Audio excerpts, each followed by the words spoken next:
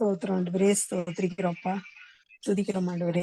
நன்றி ராஜா, நன்றியோடு நன்றியோடு துதிக்கிறோம், ஸ்தோத்திரிக்கிறோம். துதிகளின் மத்தியில் வாசம் செய்கிற எங்கள் ஜீவனுள்ள தேவனே, இது வந்து மாலை வேலையும் கூடப்பா, எங்க பைபிள் ஸ்டடி நீங்க ஆசீர்வதிங்க. வந்திருக்க ஒவ்வொருவரையும் ஆசீர்வதிங்கப்பா. வர தடைப்பட்ட பிள்ளைகளை கூட ஆண்டவரே ஏற்ற வழியில கொண்டு வந்து சேர்க்க முடியாது நாங்கள் ஜெபிக்கிறோம். இந்த நாளிலும் கூட ஆண்டவரே, நாங்கள் படிக்க போகக்கூடிய, சிந்திக்க போகக்கூடிய காரியங்கள் ஒவ்வொன்றையும் நீங்க ஆசீர்வதித்தாங்க. எங்களை எல்லாருக்கும் புரியும்படியா எங்க மனக்கங்களை திறக்கும்படியாய் நாங்கள் ஜெபிக்கிறோம். எங்களுக்கு கற்றுக் கொடுக்கக்கூடிய பிள்ளைகளை கூட நீங்க ஆசீர்வதிங்க. ஞானத்தால நிறைக்கும்படியாய் ஜெபிக்கிறோம். எங்களுக்கு எல்லா காரியத்தையும் அவங்க விளக்கி சொல்லும் பொழுது நாங்கள் அதை ஏற்றுக்கொள்ள, புரிந்து கொள்ளக்கூடிய கிருபைகளை நீர் எங்களுக்கு கட்டளையிடும்படியாய் நாங்கள் ஜெபிக்கிறோம். ஒவ்வொரு நாள் ஆண்டவரே நாங்கள் படிக்கக்கூடிய அந்த காரியங்களை எல்லாம் நாங்கள் நினைவில் கொண்டு வந்து ஆண்டவரே அதை குறித்து சிந்திக்க, தியானிக்க, அதை பற்றி நாங்கள் கலந்து பேச நீங்க கிருபை தாங்கப்பா. எங்களுக்கு கூடிய ஞாபக மருதியெல்லாம் கூட நீங்க எடுத்து போடுங்க ஆண்டவரே. உடைய கிருபையுள்ள கரத்துல எங்கள் ஒவ்வொருவரையும் தாழ்த்துகிறோம், அர்ப்பணிக்கிறோம். ஏற்ற வேளையில் ஏற்ற காரியங்களை நீரே எங்களுக்கு கற்றுக் கொடுங்க, புரிந்து கொள்ள நீங்க கிருபை பாராட்டுங்க. இந்த நாள் முழுவதும் முழுவதும் உடைய கரத்துல எங்களை தாழ்த்தி ஒவ்வொருவரையும் அர்ப்பணிக்கிறோம். ஆசீர்வதிங்க, வழி நடத்துங்க. துதிக்கான மகிமை யாவும் ஒருவருக்கே செலுத்துகிறோம். இயேசுவின் மூலம் ஜெபிக்கிறேன் நல்ல பிதாவே, ஆமென். ஆமென். ஓகே, நம்ம வந்து இப்போ கிறிஸ்துவுக்குள் நான் யார் என்பதுல போன வாரம் வந்து அவர் லீகல் பொசிஷன் இன் கிரைஸ்ட், கிறிஸ்துவுக்குள் நம்முடைய அதிகாரப்பூர்வமான நிலை என்ற பத்தி பார்த்தோம். அதுல வந்து முதல்ல நம்மளுடைய அழைப்பு, அவர் காலிங்ன்றதுல 4 பாயிண்ட் பார்த்தோம். ஒரு பாயிண்ட் வந்து யார் அழைக்கப்பட்டவர்கள், இரண்டாவது வந்து நாம் எப்போ அழைக்கப்பட்டோம், when are we called, அடுத்தது வந்து நாம் எப்படி அழைக்கப்பட்டோம், அடுத்தது வந்து நாம் ஏன் அழைக்கப்பட்டோம் என்றது பார்த்தோம். இந்த இதுல ஒரு வசனம் மட்டும் ரிப்பீட்டடா நம்மளுடைய ஸ்டடியில வந்தது. ஃபர்ஸ்ட் வந்து அந்த யார் அழைக்கப்பட்டவர்கள் போது முன்குறிப்பிட்டவர்கள் தான் அழைக்கப்பட்டோம்ன்றதுல எபேசியர் 1:6 வந்து தம்முடைய தயவுள்ள சித்தத்தின்படி நம்மை, தம்முடைய நக்கா தேவனுடைய தயவுள்ள சித்தத்தின்படி நம்மை, கிறிஸ்துவின் சரீரமாகிய நம்மை கிறிஸ்துவின் மூலமாக தமக்கு தேவனுக்கு சுவீகார புத்திரராகும்படி முன் குறிப்பிட்டிருக்கிறார் என்று பார்த்தோம். அதுக்கப்புறம் அதுல வர ஒரு 2-3 வசனங்கள் வேற பார்த்தோம். அடுத்தது வந்து நம்ம எப்பொழுது அழைத்தார் அப்படின்னு கூட உலக தோற்றத்துக்கு முன்பாக, அது முக்கியமான வசனம் வந்து எபேசியர் 1:4, தமக்கு முன்பாக நாம், தமக்குனாக்கா தேவனுக்கு முன்பாக நாம் அன்பில் பரிசுத்தமுள்ளவர்களாகவும் குற்றமில்லாதவர்களாவதற்கு அவர் உலக தோற்றத்திற்கு முன்னே கிறிஸ்துவுக்குள் நம்மை, கிறிஸ்து சரீரமாக நம்மை தெரிந்து கொண்டார் என்று பார்த்தோம். அதுலயே ஒரு இன்னும் கொஞ்சம் 2-3 வசனங்கள்லாம் பார்த்தோம். அடுத்தது வந்து how are we called, நம்ம எப்படி அழைத்தார் அப்படின்றத, அது வந்து அதுல வந்து இந்த எப்படி அழைத்தார்ன்றதுல 2 பாயிண்ட் பார்த்தோம்.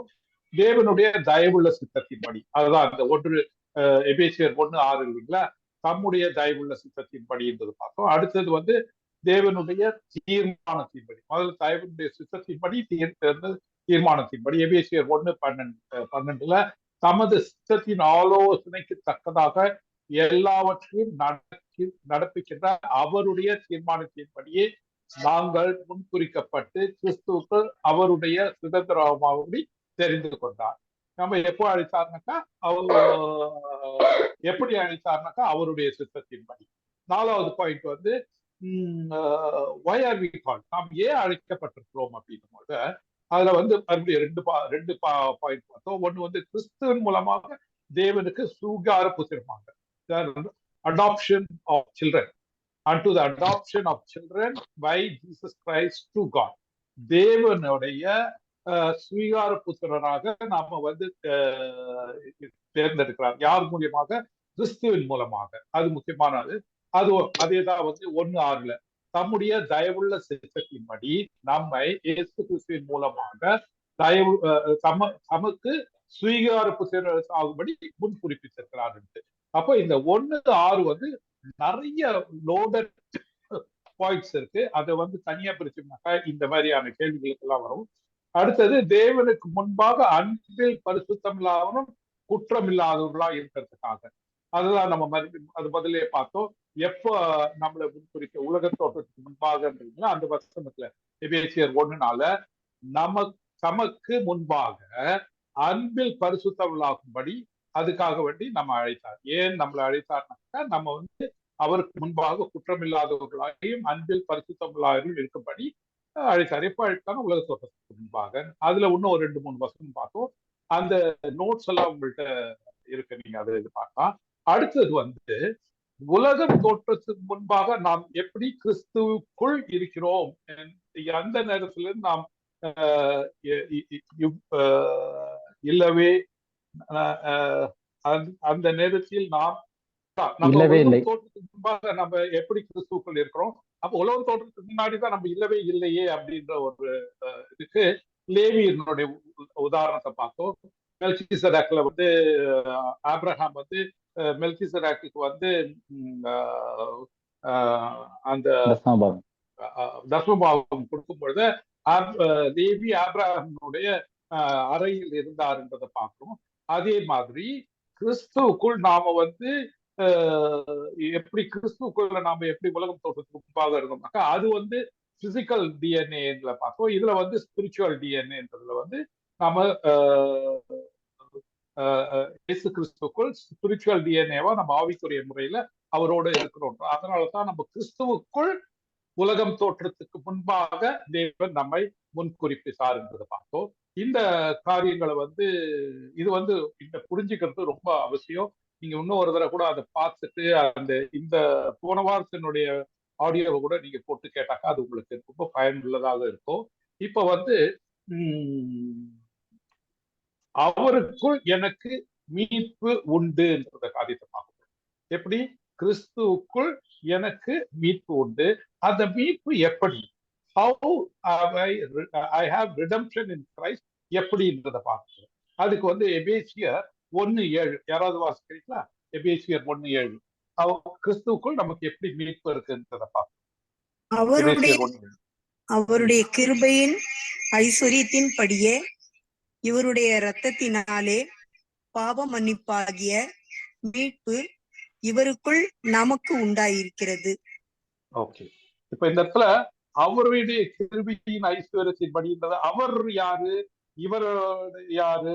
அவர் ஏன்னா அவர் இவர் அப்புறமா 2 இடத்துல வருதுங்களா? இந்த அவர் யாரு, இவர் யாரு? அவர் தேவன், இவர் இயேசு கிறிஸ்து. ஏன்னாக்கா இவருடைய ரத்தத்தினாலே பாவம் மீட்பும் நமக்கு உண்டாயிருக்கிறதுன்னு போது டெஃபினட்டா அது இயேசு கிறிஸ்து தான் அது.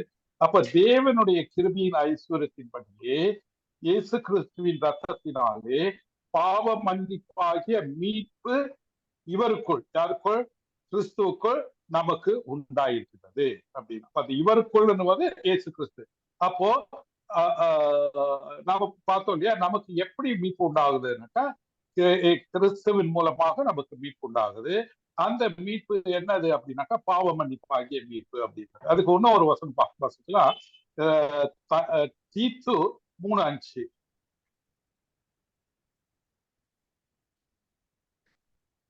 நாம் செய்த நீதியின் கிரியைகளின் நிமித்தம் அவர் நம்மை ரட்சியாமல் தமது இரக்கத்தின்படியே மறு ஜென்ம முழுக்கினாலும் பரிசுத்த ஆவியினுடைய புதிதாக்குதலினாலும் நம்மை ரட்சித்தார். ஓகே, இந்த மூணாவது அதிகாரம் 5வது வசனத்தினுடைய கருப்பொருள் என்னது? இந்த கோர் பாயிண்ட் என்னது? நம்முடைய கிருபையினாலே இல்லாம அவருடைய கிருபையினால நம்மளை மீட்டார். அப்போ ரட்சிப்பு இல்லையா, ரட்சிப்பை பத்தி பேசுது இந்த வசனம். ரட்சிப்பை பத்தி பேசுது இல்லைங்களா, நம்மை ரட்சித்தார் அப்படின்னு. அந்த ரட்சிப்பு 2 விதமான ரட்சிப்பு பத்தி சொல்லுது. ஒண்ணு நம்மளுடைய சொந்த கிரியையினால இல்லாட்டி அவருடைய இரக்கத்தினால போத, நம்மளுடைய சொந்த கிரியையினால இல்ல அப்படின்னு. நாம் செய்த நீதியின் கிரியின் நிமித்தம் அவர் நம்மை ரட்சியாமல். அப்போ ரட்சிக்கப்படுவதற்கு நான் என்னென்ன காரியங்கள் செய்யணும்? ஒண்ணுமே செய்ய வேணாம். இதுதான் மறுபடியும் வேதத்துல தேவனுடைய ஆவியானவர் மறுபடியும் சொல்றாரு, நீ ஒண்ணுமே செய்ய வேண்டாம்ன்றத இல்லைங்களா? அந்த வேதத்தை நம்ம ஆழமா வாசிக்கும் போது நமக்கு அந்த புரிதல் இருக்கு. ஆனா நீ ரட்சிக்கப்படுறதுக்கு உத்தம மனஸ்தாபப்படணும், இத்தனை நாள் இந்த கேத்தகிசம் படிக்கணும், அதுக்கப்புறமா உனக்கு இதை பத்தி எல்லாம் சொல்லி கொடுப்பாங்க, அதுக்கப்புறம் தான் உனக்கு ஞானஸ்தானம் கொடுத்து அதன் மூலியமா தான் நீ ரட்சிக்கப்படணும்னு சொல்லிட்டு சபை டீச் பண்றது இல்லைங்களா? நிறைய சபையில டீச் பண்றாங்க. ஆனா அந்த ஒரு டீச்சிங் பேசிக்கான அந்த வேதத்தின் அடிப்படையில இல்லாம இருக்கிறது ரொம்ப வருத்தத்துக்குரியது இல்லைங்களா?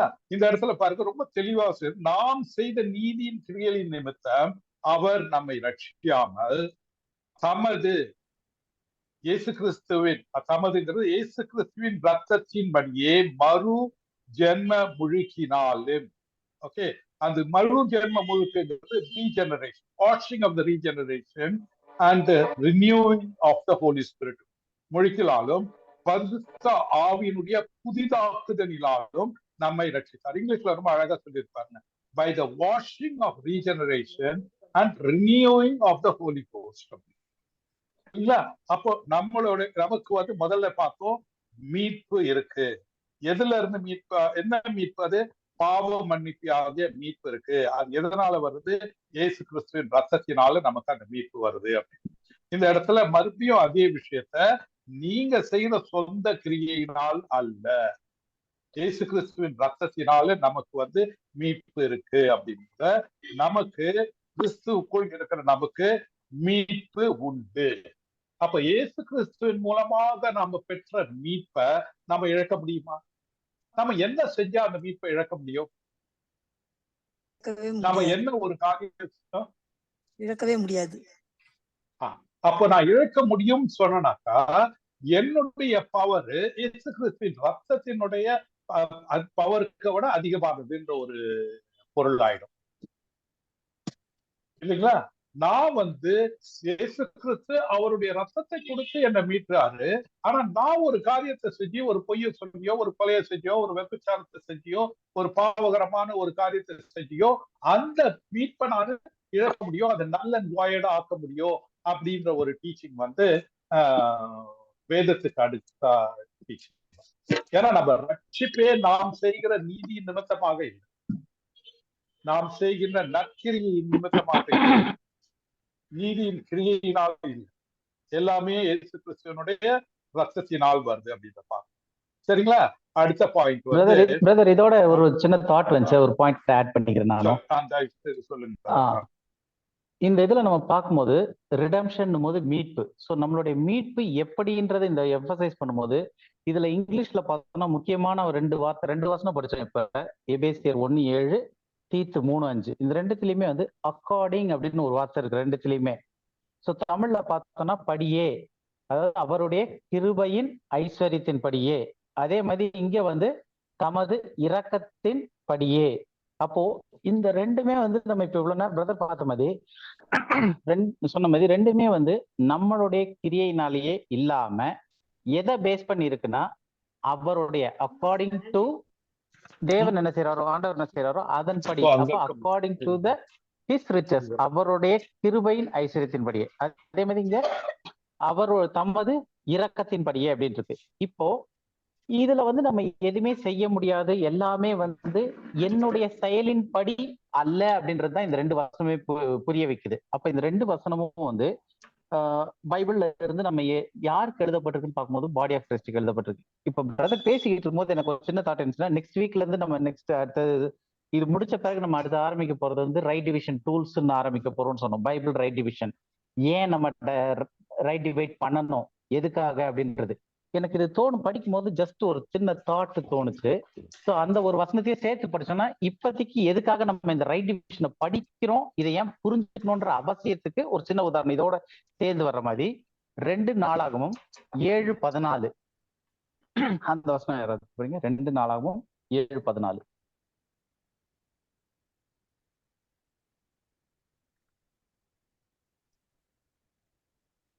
என் நாமம் தரிக்கப்பட்ட என் ஜனங்கள் தங்களை தாழ்த்தி ஜெபம் பண்ணி என் முகத்தை தேடி தங்கள் பொல்லாத வழிகளை விட்டு திரும்பினான். அப்பொழுது பரலோகத்தில் இருக்கிற நான் கேட்டு அவர்கள் பாவத்தை மன்னித்து அவர்கள் தேசத்துக்கு க்ஷேமத்தை கொடுப்பேன். சரி, இப்ப இந்த வசனத்துல நம்ம படிச்சோம், என் நாமம் தரிக்கப்பட்ட என் ஜனங்கள்னு போது முக்கியமா அது இஸ்ரவேல் ஜனத்தை தான் பழைய ஏற்பாட்டுல என் ஜனம்னு தேவன் சொல்லிக்கிட்டே வர்றது. சோ அப்ப என் நாமம் தரிக்கப்பட்ட என் ஜனங்கள் என்ன செய்யணும்? தங்களை தாழ்த்தி ஜெபம் பண்ணி என் முகத்தை தேடி தங்கள் பொல்லாத வழிகளை விட்டு திரும்பி அந்த நாள் அங்க எப்படி வந்து படியேன்ற வார்த்தை முக்கியம்னு பார்த்தோமோ அந்த மாதிரி இங்க திரும்பினால் இங்கிலீஷ்ல வந்து இஃப் அப்படின்னு தான் ஆரம்பிக்குமே. இஃப்னா நீ அந்த கட்டளை, இதை செய்தால் நான் திரும்ப செய்வேன்ற மாதிரி. அப்பொழுது இதெல்லாம் செஞ்சிட்டீங்கன்னா அப்போ நான் என்ன செய்வேன்? அப்பொழுது பரலோகத்தில் இருக்கிற நான் கேட்டு அவர்கள் பாவத்தை மன்னித்து அவர்கள் தேசத்திற்கு க்ஷேமத்தை கொடுப்பேன். அப்போ இந்த பர்டிகுலர் வசனத்துல தன் ஜனம் சொன்ன தன் நாமம் தரிக்கப்பட்ட அந்த ஜனங்கள் பாவ மன்னிப்பு பெறது வந்து தேவனுடைய இரக்கத்தின் படியா இல்ல அவர்களுடைய செய்கையின் படியா? அவர்களுடைய கஷ்டப்பட்டு முயற்சி செய்யணும். அவர்களுடைய செய்கையின் படி. இதுவும் வேதத்துலதான் இருக்கு. அப்ப இதுவும் வேதத்துலதான் இருக்கு. என் நாமம் இன்னைக்கு வந்து பல இடத்துல நான் இந்த வசனத்தை சொல்லி ஜெபம் பண்றதையுமே பார்த்திருக்கேன். அழுது அப்ப ஜெபம் பண்ணி முகத்தை தேடி பொல்லாத வழிகளை விட்டு திரும்பினால் அப்பொழுது பரலோகத்தில் இருக்க தேவன் கேட்டு அவர்கள் பாவத்தை மன்னித்து அவர்கள் தேசத்துக்கு சேமத்தை கொடுப்பேன் என்று சொன்ன தேவனே, நீர் வாக்குத்தத்தம் பண்ணியிருக்கீர், எங்களுக்கு நாங்க வந்து பாவத்தை அறிக்கை செஞ்சு இப்படி எல்லாம் அழுது அடம்பிடிச்சு கேட்டுக்கிட்டு இருக்கோம், எங்கள் பாவத்தை மன்னித்து எங்க தேசத்துக்கு சேமத்தை கொடுப்பேன்னு இப்ப இந்த ஜபமாவே இதை பண்றாங்க முக்காவாசி இடத்துல. அப்போ தேவன் வந்து இந்த பாவத்தை மன்னிக்கிற விஷயத்துல வந்து இப்படியும் சொல்லியிருக்கு. அந்த பக்கத்துல வந்து நம்மளுடைய நீதியின் கிரியைகளினாலே அல்லாமல், இப்ப இதே இதுல அப்படியே தீத்து 3:5 சேர்த்து படிக்கும். தீத்து 3:5.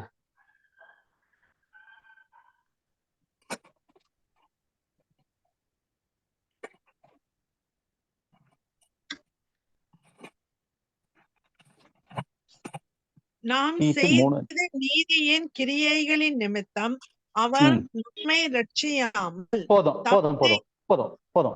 நாம் செய்த நீதியின் கிரியைகளை நிமித்தம் அவர் நம்மை ரட்சியாமல். தெளிவா இருக்கு. அப்ப நீதியின் கிரியைகள்ல இதெல்லாம் சேர்த்திக்க வருமா வராதா? இங்க நம்ம படிச்சது தன்னைத்தானே தாழ்த்தி நீதியின் கிரியை, ஜெபம் பண்ணி நீதியின் கிரியை, முகத்தை தேர்ற தேவனுடைய நீதியின் கிரியை, தங்கள் பொல்லாதைகள் விட்டு திரும்பினால் இது எல்லாமே நீதியின் கிரியை. இதெல்லாம் செஞ்சினா உன் பாவம் மன்னிக்கப்பட்டு உன் தேசத்துக்கு சேமத்தை தருவேன். அப்போ இது எதுக்காக இப்ப நான் திடீர்னு தோணுச்சு, இது நம்ம நோட்ஸ்ல கூட ஆட் பண்ணல, இப்ப பிரதர் எடுத்துக்கிட்டு போது எனக்கு தோணுச்சு. ஏன்னா அடுத்தது நம்ம படிக்க போற டாபிக்கே வந்து ஏன் நம்ம ரைட் டிவைட் பண்ணணும், எப்படி ரைட் டிவைட் பண்ணணும்னு. இப்ப ஏன் டிவைட் பண்ணணும் அப்படின்னா, கள்ள போதகம்னு ஒண்ணு இருக்கு. அது நம்ம எல்லாருமே கேள்விப்பட்டிருப்போம். இதெல்லாம் வந்து கள்ள போதகம், இதெல்லாம் கள்ள போதகம். அந்த கள்ள போதகமா நல்ல போதகமா இல்ல கள்ள போதனையா நல்ல போதனையான்ற வரையறுக்கிற லைன் வந்து ஒருத்தர் அவங்களுக்கு தெரிஞ்சது நல்ல போதனை, அவங்களுக்கு புதுசா ஒண்ணு கேட்டாங்கன்னா அது கள்ள போதனை அப்படின்ட்டு அவங்களா ஒரு லைன் போட்டு வச்சிருக்காங்க. நம்மளா அந்த லைன் ஒவ்வொருத்தருக்கு அடுத்தவங்களுக்கு நல்ல போதனையா தெரியுது, எனக்கு கள்ள போதனையா தெரியும், எனக்கு கள்ள போதனையா தெரியுது, அவங்களுக்கு நல்ல போதனையா தெரியலாம். சோ அப்ப அதுல வந்து நம்ம வந்து ஒரு லைன் போட முடியாது. அப்போ வேதத்தின் அடிப்படையில எப்படி நம்ம லைன் போடணும், எப்படி டிவைட் பண்ணணும், எதெல்லாம் நம்ம டிவைட் பண்ணணும், பிரிச்சு படிக்கணும், எதெல்லாம் நமக்கு சொல்லியிருக்கு, எதெல்லாம் மற்றவங்களுக்கு சொல்லியிருக்கு. ஏன்னா எல்லாமே வேதத்துலதான் இருக்கு. இப்போ வந்து யாருமே வந்து ஒரு பகவத்கீதையில இருந்தோ இல்ல ஒரு குரான்ல இருந்தோ எடுத்துட்டு வந்து இன்னைக்கு ஒரு கள்ள போதனையை உள்ள திணிக்க முடியாது, போறதும் கிடையாது. அப்ப எல்லாமே வேதத்துலதான் இருக்கு. ஆனா எல்லாமே வெவ்வேறு காலகட்டத்துல வெவ்வேறு மக்களுக்கு வெவ்வேறு முறையில சொல்லப்பட்டுச்சு. அப்ப அதை எடுத்துட்டு வந்து இயேசு கிறிஸ்து ரத்தத்தை சிந்தி இந்த இதுல வந்து நாம் செய்த நீதியின் கிரியில் நிமித்தம் அவர் நம்மை ரட்சியாமல் தெளிவா சொல்லிட்டு தமது இரக்கத்தின்படியே மறுஜன்மம் பசுத்தாவினாலும் ரட்சித்தார்னு சொல்லும் போது இந்த கிருபையின் காலகட்டத்துல நம்ம அந்த வசனத்தை எடுத்துக்கிட்டு வந்து பிரசங்கம் பண்ணோம் அப்படின்னா, நீ செய்த நீதியின் கிரியையினால தேவன் அப்பொழுது உன் பதில கேட்பான்னு சொல்லும்போது அது வேற காலகட்டத்துல சொல்லப்பட்டுச்சு, வேற நியமத்துல. பைபிள்ல நியமம்ன்ற வார்டு சொல்லியிருக்கு, டிஸ்பென்சேஷன் இங்கிலீஷ்ல. அது வேற டிஸ்பென்சேஷன் நியமத்துல சொல்லப்பட்டுச்சு. இப்ப தேவன் அப்படிப்பட்ட நியமத்தோட நம்மள டீல் பண்ணல. நம்ம அந்த ஜனமும் கிடையாது. அப்போ நமக்கு என்ன சொல்லி இருக்குன்றது எடுக்கிறோம். அப்ப இது ரெண்டுமே வந்து வேதத்துல முரணா இருக்கா அப்படின்னா முரண் கிடையாது. அது அவங்களுக்கு சொல்லப்பட்ட நீதியின் சத்தியமான வார்த்தை, இது நமக்கு சொல்லப்பட்ட நீதியின் சத்தியமான வார்த்தை. அப்ப இத பிரிச்சு புரிஞ்சுக்கிட்டோம்னா பைபிள் வந்து தெளிவா புரியும், நம்ம குழம்ப மாட்டோம் எதுக்கு எது எதுக்கு எதுன்னு. இதுக்குதான் அடுத்து நம்ம போறதே வந்து ரைட் டிவிஷன் எதுக்காக அந்த இதெல்லாம் படிக்கிறது, எப்படி நம்ம பிரிச்சுக்கிறது. இப்ப எனக்கு சரின்னு தோன்ற லைனை வச்சு நான் பிரிக்க முடியாது. வேதத்தின் அடிப்படையில எதெல்லாம் பிரிக்கிறதுக்கான காரியங்கள் இருக்கு, அதை இப்ப மிக்ஸ் பண்ணோம்னா அதுக்கு பேர் என்னன்னா அதுதான் கள்ள உபதேசம். ஏன்னா தேவன் சிந்திய ரத்தத்தை நான் மட்டுப்படுத்தி இந்த வசனத்தை நான் விருதாவாக்குறேன், அந்த வசனத்தை வச்சு நான் ஜெபிக்கும் போது அப்ப அந்த வசனம் வந்து எனக்கு இந்த கிருபையின் காலத்துல அது கள்ள போதனையா மாறுது. ஏன்னா அது பகவத்கீதையில இருந்தோ இல்ல குரான்ல இருந்து யாராட்டும் சொல்ல மாட்டாங்க. பைபிள்ல இருந்து எனக்கு டிஸ்பென்சேஷன் புரியாம மாத்தி டீச் பண்ணும்போது அது கள்ள போதனை. அப்ப அந்த லைனை டிவைட் பண்ணி கரெக்டா நம்ம புரிஞ்சுக்கிறதுக்காக தான் அடுத்து வரப்போற வாரங்கள்ல நம்மளுடைய Bible study right division tools, Bible right division டூல்ஸ்னு எடுக்க போறோம். ஸோ அது ஜஸ்ட் எனக்கு இந்த தாட் வந்து இந்த வசனம் சொன்னனால அதுக்காக தான் இதை எக்ஸ்ட்ராவோட ஷேர் பண்ணேன். ஓகே பிரதர், நீங்க அப்படியே இந்த இதுல கண்டினியூ. Thank you brother. நல்ல அருமையான ஒரு பாயிண்ட் இது. Thank you brother. அப்போ இந்த பைபிள்ல இருக்கிற அவ்வளவு வசனமும் சத்தியம், சரிங்களா? அதுல எந்த ஒரு மாற்று கருத்து இல்ல. ஆதியாகமம் 1:1 இருந்து வெளிப்படுத்தின விசேஷம் 22வது அதிகாரத்துல இருக்க கடைசி வசனம் முடிய தேவனுடைய வார்த்தை. ஆனா அந்த வார்த்தை வந்து எல்லாருக்கும் எல்லா நேரத்திலையும் அப்ளை ஆகாது. இது வந்து இஸ்ரவேல் மக்களுக்கு, அதான் 2 நாளாகவும் 7:14 வந்து இஸ்ரவேல் மக்களுக்கு அப்ளை ஆகும்.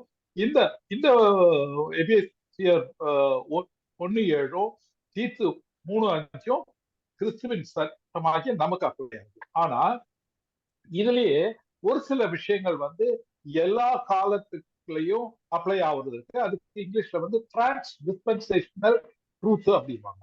ஃபார் எக்ஸாம்பிள், பச்சை கட்டளைகள்ல இருக்கிற கட்டளைகள்ல வந்து இன்றைக்கு வந்து 5வது கட்டளை வந்து 1வது கட்டளை வந்து தேவனாகிய கர்த்தர் தேவன் ஒருவரே, அவரை இல்லாமல் வேற யாரையும் நீ தொழுது கொள்ளக்கூடாதுன்னு சொல்லிட்டு தேவன் மோசே மூலியமா இஸ்ரவேல் மக்களுக்கு கொடுத்தாரு. அது இன்னைக்கு கிறிஸ்துவின் சரீரமாகிய நமக்கு அப்ளை ஆகாதுன்னு சொல்ல முடியுமா? இல்ல, அப்ளை ஆகும். 5வது கட்டளை வந்து உன் தாயும் தகப்பனையும் நீ கனப்படுத்து, அப்பொழுது தேவன் உனக்கு ஆசீர்வதிக்கப்பட்ட தேசத்தில் நீ குடியிருப்பாய் அப்படின்னு போது அது அவங்களுக்கு தான் சொன்னது, எனக்கு வந்து சொல்லல. அதனால நான் என் தாயின் தகப்பனையும் நான் கனம் பண்ண மாட்டேன்னு சொல்ல முடியுமா? இல்ல, அது அப்ளை ஆகும். அந்த மாதிரி சொல்ல முடியாது. 6வது கட்டளை கொலை செய்யாதிருப்பாயாக, 7வது கட்டளை விபச்சாரம் செய்யாதிருப்பாயாக, 8வது கட்டளை களவு செய்யாதிருப்பாயா, 9வது கட்டளை பொய் சாட்சி சொல்லாதிருப்பாயாக, 10வது கட்டளை பிறருடைய பொருளை இச்சியாது இருப்பாயாக. இதெல்லாம் 10 கட்டளைகளாக இஸ்ரவேல் மக்களுக்கு சொன்னாலும் எல்லா காலகட்டத்திலையும் இது எல்லா டிஸ்பென்சேஷன்லயும் இது பொருந்தும், சரிங்களா? அப்போ யாருக்கு எது பொருந்தோன்றதையும் பார்க்கணும். எந்த காரியங்கள் எல்லா காலகட்டத்திலையும், ஒரு சில காரியங்கள் எல்லா காலகட்டத்திலையும் பொருந்தோன்றதான் வந்து ரைட் டிவிஷன் டூல்ஸ்ல நம்ம போய் பார்க்கணும். அந்த ரைட் டிவிஷன் டூல்ஸ் புரிஞ்சுக்கிறதுக்கு முன்னாடி கிறிஸ்துவுக்குள் நம்மளுடைய பொசிஷன் என்ன, கிறிஸ்துவுக்குள் நான் யார் தான் இப்ப வந்து நம்ம இது பண்றோம். 12வது இது முடிய 12 பாயிண்ட்ஸ் பார்த்திருக்கோம். இப்போ 13வது பாயிண்ட் போறோம். 13வது பாயிண்ட் என்னதுனாக்கா, வாக்கு தத்தப்பட்ட பரிசுத்த ஆவியால் நான் முத்திரையிடப்பட்டிருக்கின்றேன், இல்லைங்களா? நம்ம வாக்கு தத்தம் பண்ணப்பட்ட பரிசுத்த ஆவியானால் நாம் முத்திரையிடப்பட்டிருக்கிறோம். அப்போ அப்படின்னா என்ன அர்த்தம்? பரிசுத்த தேவனுடைய பரிசுத்த ஆவி நம்மளை முத்திரையிடப்பட்டிருக்கின்றது. அந்த முத்திரையை யாராலுமே பிரிக்க முடியாது. அந்த முத்திரை எது முடிய நாம வந்து மீட்கப்படும் நாள் முடிய நமக்கு அந்த முத்திரை இடப்பட்டிருக்கிறது. எந்த வசனத்துல பார்க்கணும்னாக்கா எபேசியர் 1:13 வாசிங்க யாராவது.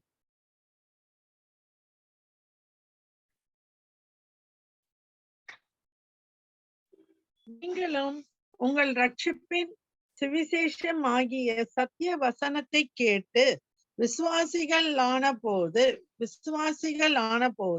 வாக்குத்தத்தம் பண்ணப்பட்ட பரிசுத்த ஆவியால் அவருக்குள் முத்திரை போடப்பட்டீர்கள்.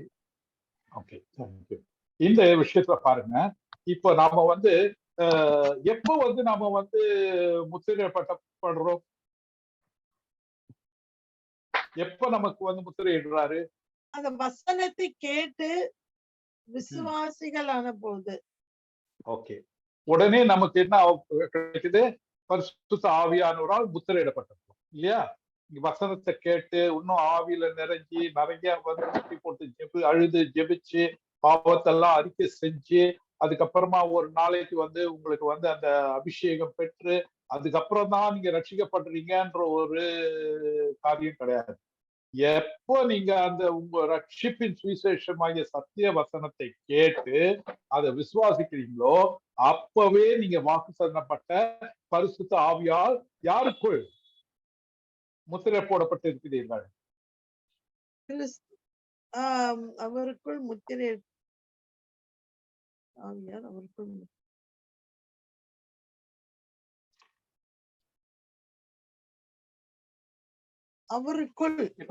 அவருக்குள் யாரு? தேவனுக்குள். சரி, நான் ஒரு சின்ன உதாரணம் சொல்றேன், நான் கேளுங்க. ஒரு ஒரு ஒரு சென்டென்ஸ் நான் கொடுக்குறேன். இப்ப நான் வந்து அந்த சென்டென்ஸ் நம்ம புரிஞ்சுக்கலாம். என்னுடைய நண்பன் ரவி, அவனும் நானும் வந்து பாண்டிச்சேரிக்கு போனோம். அவனும் நானும் வந்து ஷாப்பிங் எல்லாம் பண்ணோம். அதுக்கப்புறமா நானும் அவனும் வந்து பீச்ல போய் கொஞ்ச நேரம் உட்கார்ந்துருந்தோம். அதுக்கப்புறம் அவனும் நானும் பஸ்ஸை பிடிச்சி மறுபடியும் வீட்டுக்கு வந்துட்டோம். இப்ப அந்த அவன் யாரு? ரவி, என்னுடைய ஃப்ரெண்டு. அவன் பேர் ரவி இல்லையா? இந்த முதல்ல பேரு சொல்லிட்டு அதுக்கப்புறம் அவன் அவன் அவன் சொல்லும் பொழுது என்ன யாரை குறிக்குது? அந்த ஃப்ரெண்டு ரவியை பத்தி குறிக்குது இல்லையா? அதே மாதிரி நீங்கள் ரட்சிப்பின் சுவிசேஷமாகிய சத்திய வசனத்தை கேட்டு விசுவாசித்தப்பாது வாக்கு தந்தப்பட்ட பரிசுத்த ஆவியால் பரிசுத்த ஆவிக்குள் முத்திரையிடப்பட்டீர்கள். அவருக்குள் என்னும் போது பரிசுத்த ஆவியால் அவருக்குள் முத்திரை என்றவர் யாரு? பரிசுத்த ஆவியால். யாருக்குள் முத்திரையிடப்படுகிறோம்? பரிசுத்த ஆவிக்குள் முத்திரையிடப்படுகிறோம் பட்டவராகிகள். சரிங்களா? இதுக்கு ஒரு ஒத்த வசனம் வந்து 2 கொரிந்தியர் 1:22 வசனம்.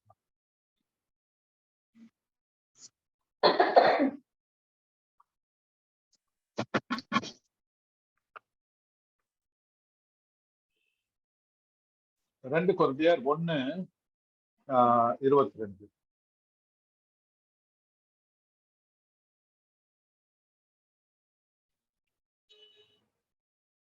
அவர் நம்மை முத்திரித்து நம்முடைய இருதயங்களில் ஆவி என்னும் அச்சாரத்தை கொடுத்திருக்கிறார்.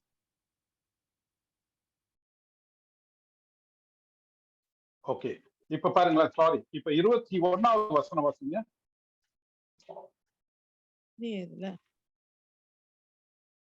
நாங்களும் நீங்களும் கிறிஸ்துவுக்கு உரியவர்களே என்பதை தேவனே உறுதியாக்கியிருக்கிறார். நமக்கு ஞானஸ்தானம் வழங்கியவரும் அவரே என்பது தேவன் தான். அப்போ இந்த இடத்துல நாம் அவரை சார்ந்தவர்கள் என்பதை காட்ட, அப்போ நாம் தேவனை சார்ந்தவர்கள் என்பதை காட்ட தேவனே முத்திரையிட்டார். 2 கொரிந்தியர் 1:22. 21ல வந்து கான்டெக்ஸ்ட் வந்து தேவன். அப்போ வந்து நம்மளை முத்திரையிட்டவர் வந்து தேவன். ஆமா, இங்கேயுமே வந்து கான்டெக்ஸ்ட் வந்து தேவன் தான். 113லயும் தேவன் தான். 122ல தேவன். நான் தவறா சொல்லிட்டேன் நான். சரிங்களா? அப்ப அந்த வந்து கான்டெக்ஸ்ட் வந்து 21ல பாத்தீங்கன்னு வச்சுங்களேன். 2 கொரிந்தியர் 1:21ல நீங்களும் நாங்களும் கிறிஸ்துவுக்குள் உரியவர்களே என்பதை தேவனே உறுதியாக்கி இருக்கிறார் இல்லைங்களா? அதாவது நீங்களும் நாங்களும் வந்து அப்ப பரிசுத்த பவுல் எழுதும் போது நாமும் அவரும் கிறிஸ்துவுக்குள் தேவனுக்குரியவர்களே. பாருங்க, அந்த இடத்துல எப்பொழுதுமே கிறிஸ்துவுக்குள் வருது. அது நம்ம வந்து மறுபடியும் வந்து தேவனுடைய ஆவி எழுதுறதுனால அதை வந்து நம்ம கவனிக்கணும். நம் தேவனுடையவர் என்பது தேவனே உறுதியாக்கிறார். நமக்கு ஞானஸ்தானம் வழங்கியவரும் அவரே. அப்ப யாரு நமக்கு ஞானஸ்தானம் கொடுக்கிறாரு? தேவன் தான் நமக்கு ஞானஸ்தானம் கொடுக்கிறாரு. நாம் அவரை சார்ந்தவர்கள். சரிங்களா? நாம் இது வந்து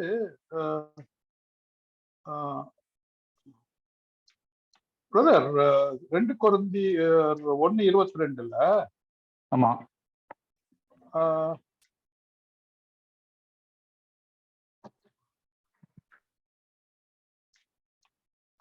நான் வேற 2 கொரிந்தியர் 1:22 என்ன வாசிங்க நீங்க? பைபிள் வாசிங்க. Who hath also sealed us and given us the earnest of தமிழ்ல அவர் நம்மை முத்திரித்து நம்முடைய இருதயங்களில் ஆவி என்னும் அச்சாரத்தையும் ஓகே நான் கொடுத்திருக்கிறார். வேற ஒரு நான் வேற ஒரு டிரான்ஸ்லேஷன்ல படிச்சேன். ஓகே, வேற ஒரு டிரான்ஸ்லேஷன்ல அது இன்னும் தவறா இருக்கிறது. அவர் நம்மரை முத்தரித்து, அப்ப தேவன் நம்மரை முத்தரித்து நம்முடைய இருதயங்களில் ஆவி என்னும் அச்சாரத்தை கொடுத்திருக்கிறார். சரிங்களா? அப்ப தேவன் தான் நமக்கு அந்த தேவன் நம்ம முத்தரித்து நமக்கு தேவன் என்னும் இருதயங்களில் ஆவி என்னும் அச்சாரத்தை கொடுத்திருக்கிறார். அச்சாரம்னா என்னன்னு நம்ம பார்த்தோம். ஏர்னஸ்ட், அது என்னது ஞாபகம் இருக்குங்களா? அந்த அச்சாரத்தை பத்தி நம்ம பேசணும்.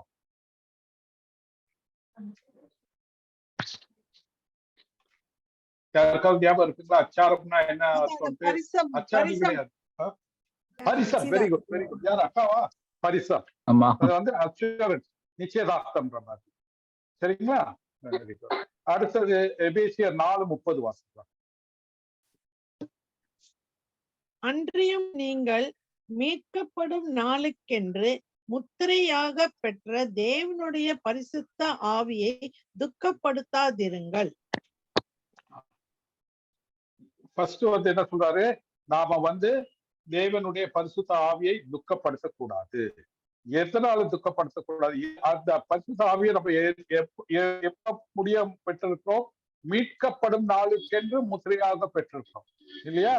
யாரு நமக்கு அந்த பரிசுத்த ஆவியை கொடுத்திருக்கிறாரு? தேவன் நமக்கு கொடுத்திருக்காரு. அதுல முத்திரையாக இடப்பட்டு இருக்கிறோம். அப்ப வாக்கு தந்தப்பட்ட பரிசுத்த ஆவியானவளால் நான் முத்திரையிடப்பட்டு இருக்கின்றேன். நான் கிறிஸ்துவுக்குள் யாரு? நான் வாக்கு தந்தம் பண்ணப்பட்ட பரிசுத்த ஆவியால் முத்திரையிடப்பட்டவன் நானு. அடுத்தது, நாம் ஒப்புரவாகுதலின் ஊழியக்காரன். சரிங்களா? நமக்கு I am minister of reconciliation. என்னுடைய ஊழியம் என்னது? ஒப்புரவாக்குதல் அப்படின்னு. 2 கொரிந்தியர் 5:18 முடிய வாசிக்கலாம்.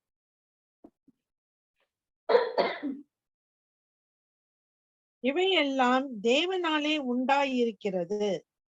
அவர் இயேசு கிறிஸ்துவை கொண்டு நம்மை தம்மோடு ஒப்புரவாக்குதலின் ஊழியத்தை எங்களுக்கு ஒப்பு கொடுத்தார்.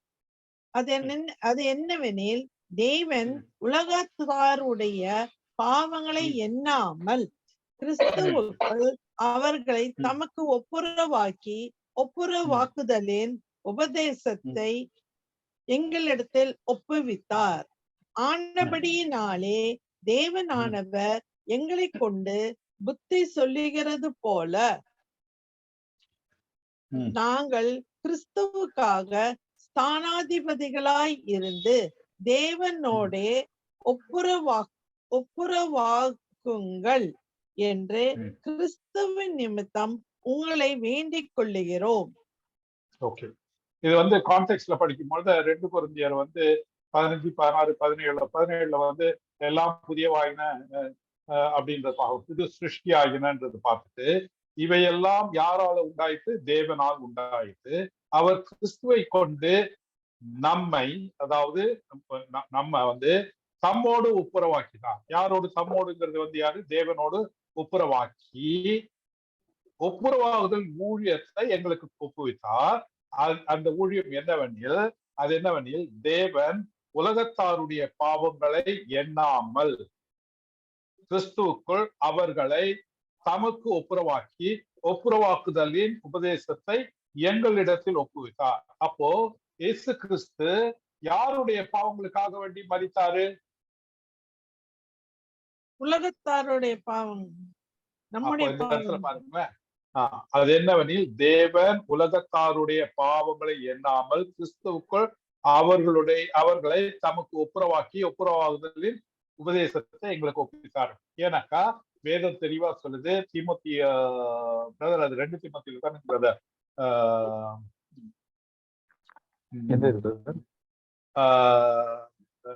Christ died for the sins of the world.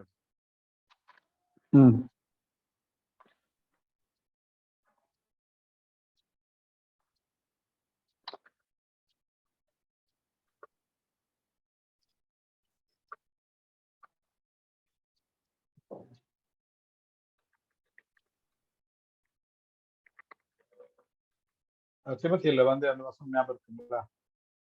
He redeemed the world. You are the ransom for all. Okay, ransom for all. Ransom for all. Timothy 1 தீமோத்தேயு 2:6. 1 தீமோத்தேயு 2:6 வாசிமா.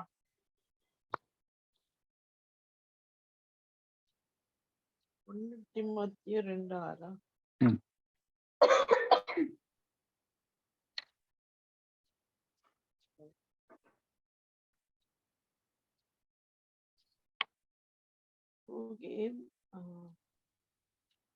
எல்லாரையும் மீட்கும் பொருளாக தம்மை ஒப்பு கொடுத்த மனுஷனாகிய கிறிஸ்து இயேசு அவரே.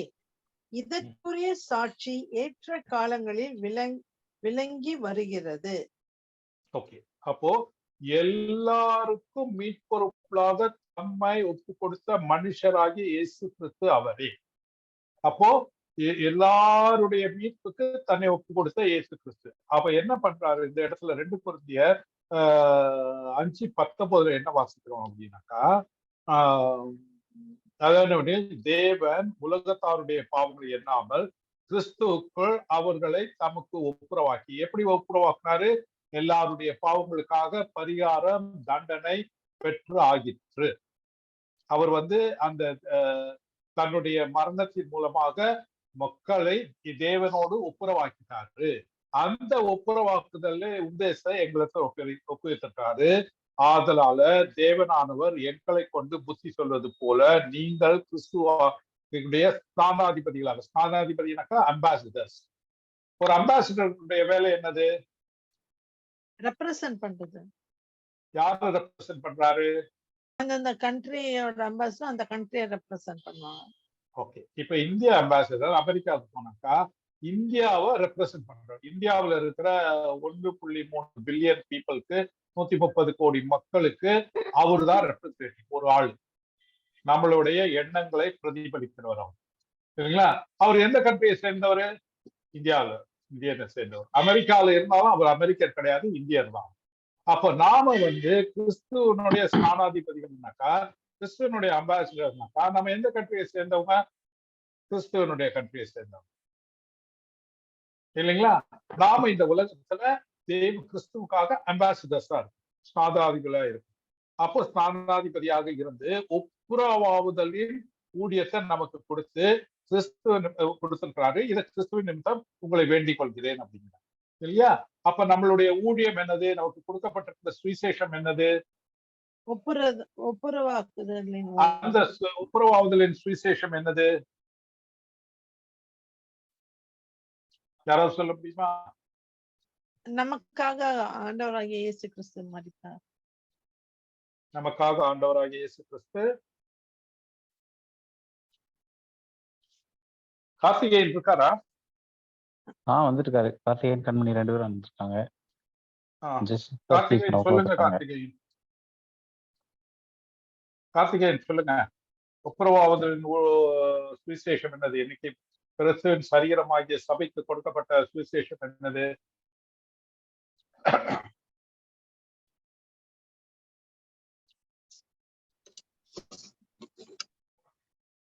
இல்ல போல. ஓகே, 1 கொரிந்தியர் 15:1-2-3 வாசிங்க. ஜெசிந்தா நீ வாசிமா. 1 கொரிந்தியர் 15வது அதிகாரம் 1-2-3.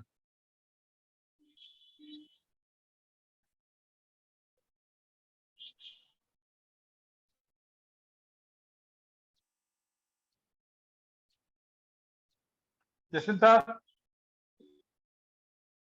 அன்றியும் சகோதரரே. வசந்தி இருமா. இல்ல ஜெசிந்தா ஸ்டீஃபன் அவங்க வாசிக்கறாங்க. ஜெசிந்தா ஸ்டீஃபன் வாசிக்கறாங்க. 1 கொரிந்தியர் 15வது அதிகாரம் 1-2-3. 1 கொரிந்தியர் வாசிமா. சாப்டர் 1 கொரிந்தியர் 15மா. 15:1-2. ஓகேங்க.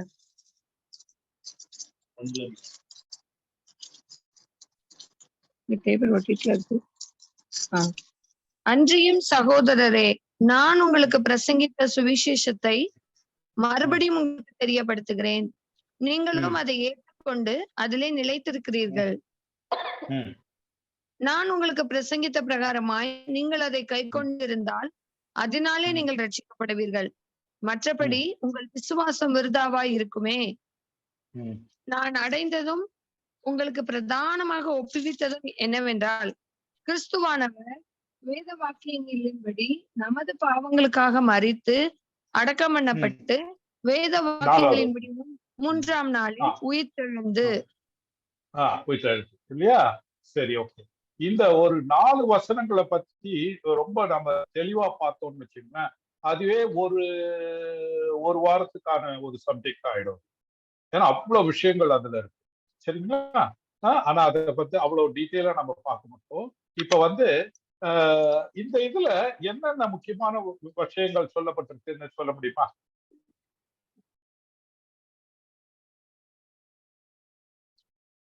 ஒரு சின்ன நீங்க வந்து ஒரு கெஸ்ட் பண்ணி சொல்லுங்க. தவறா இருந்தா கூட பரவாயில்ல, அது ஒண்ணும் பிரச்சனை இல்லை.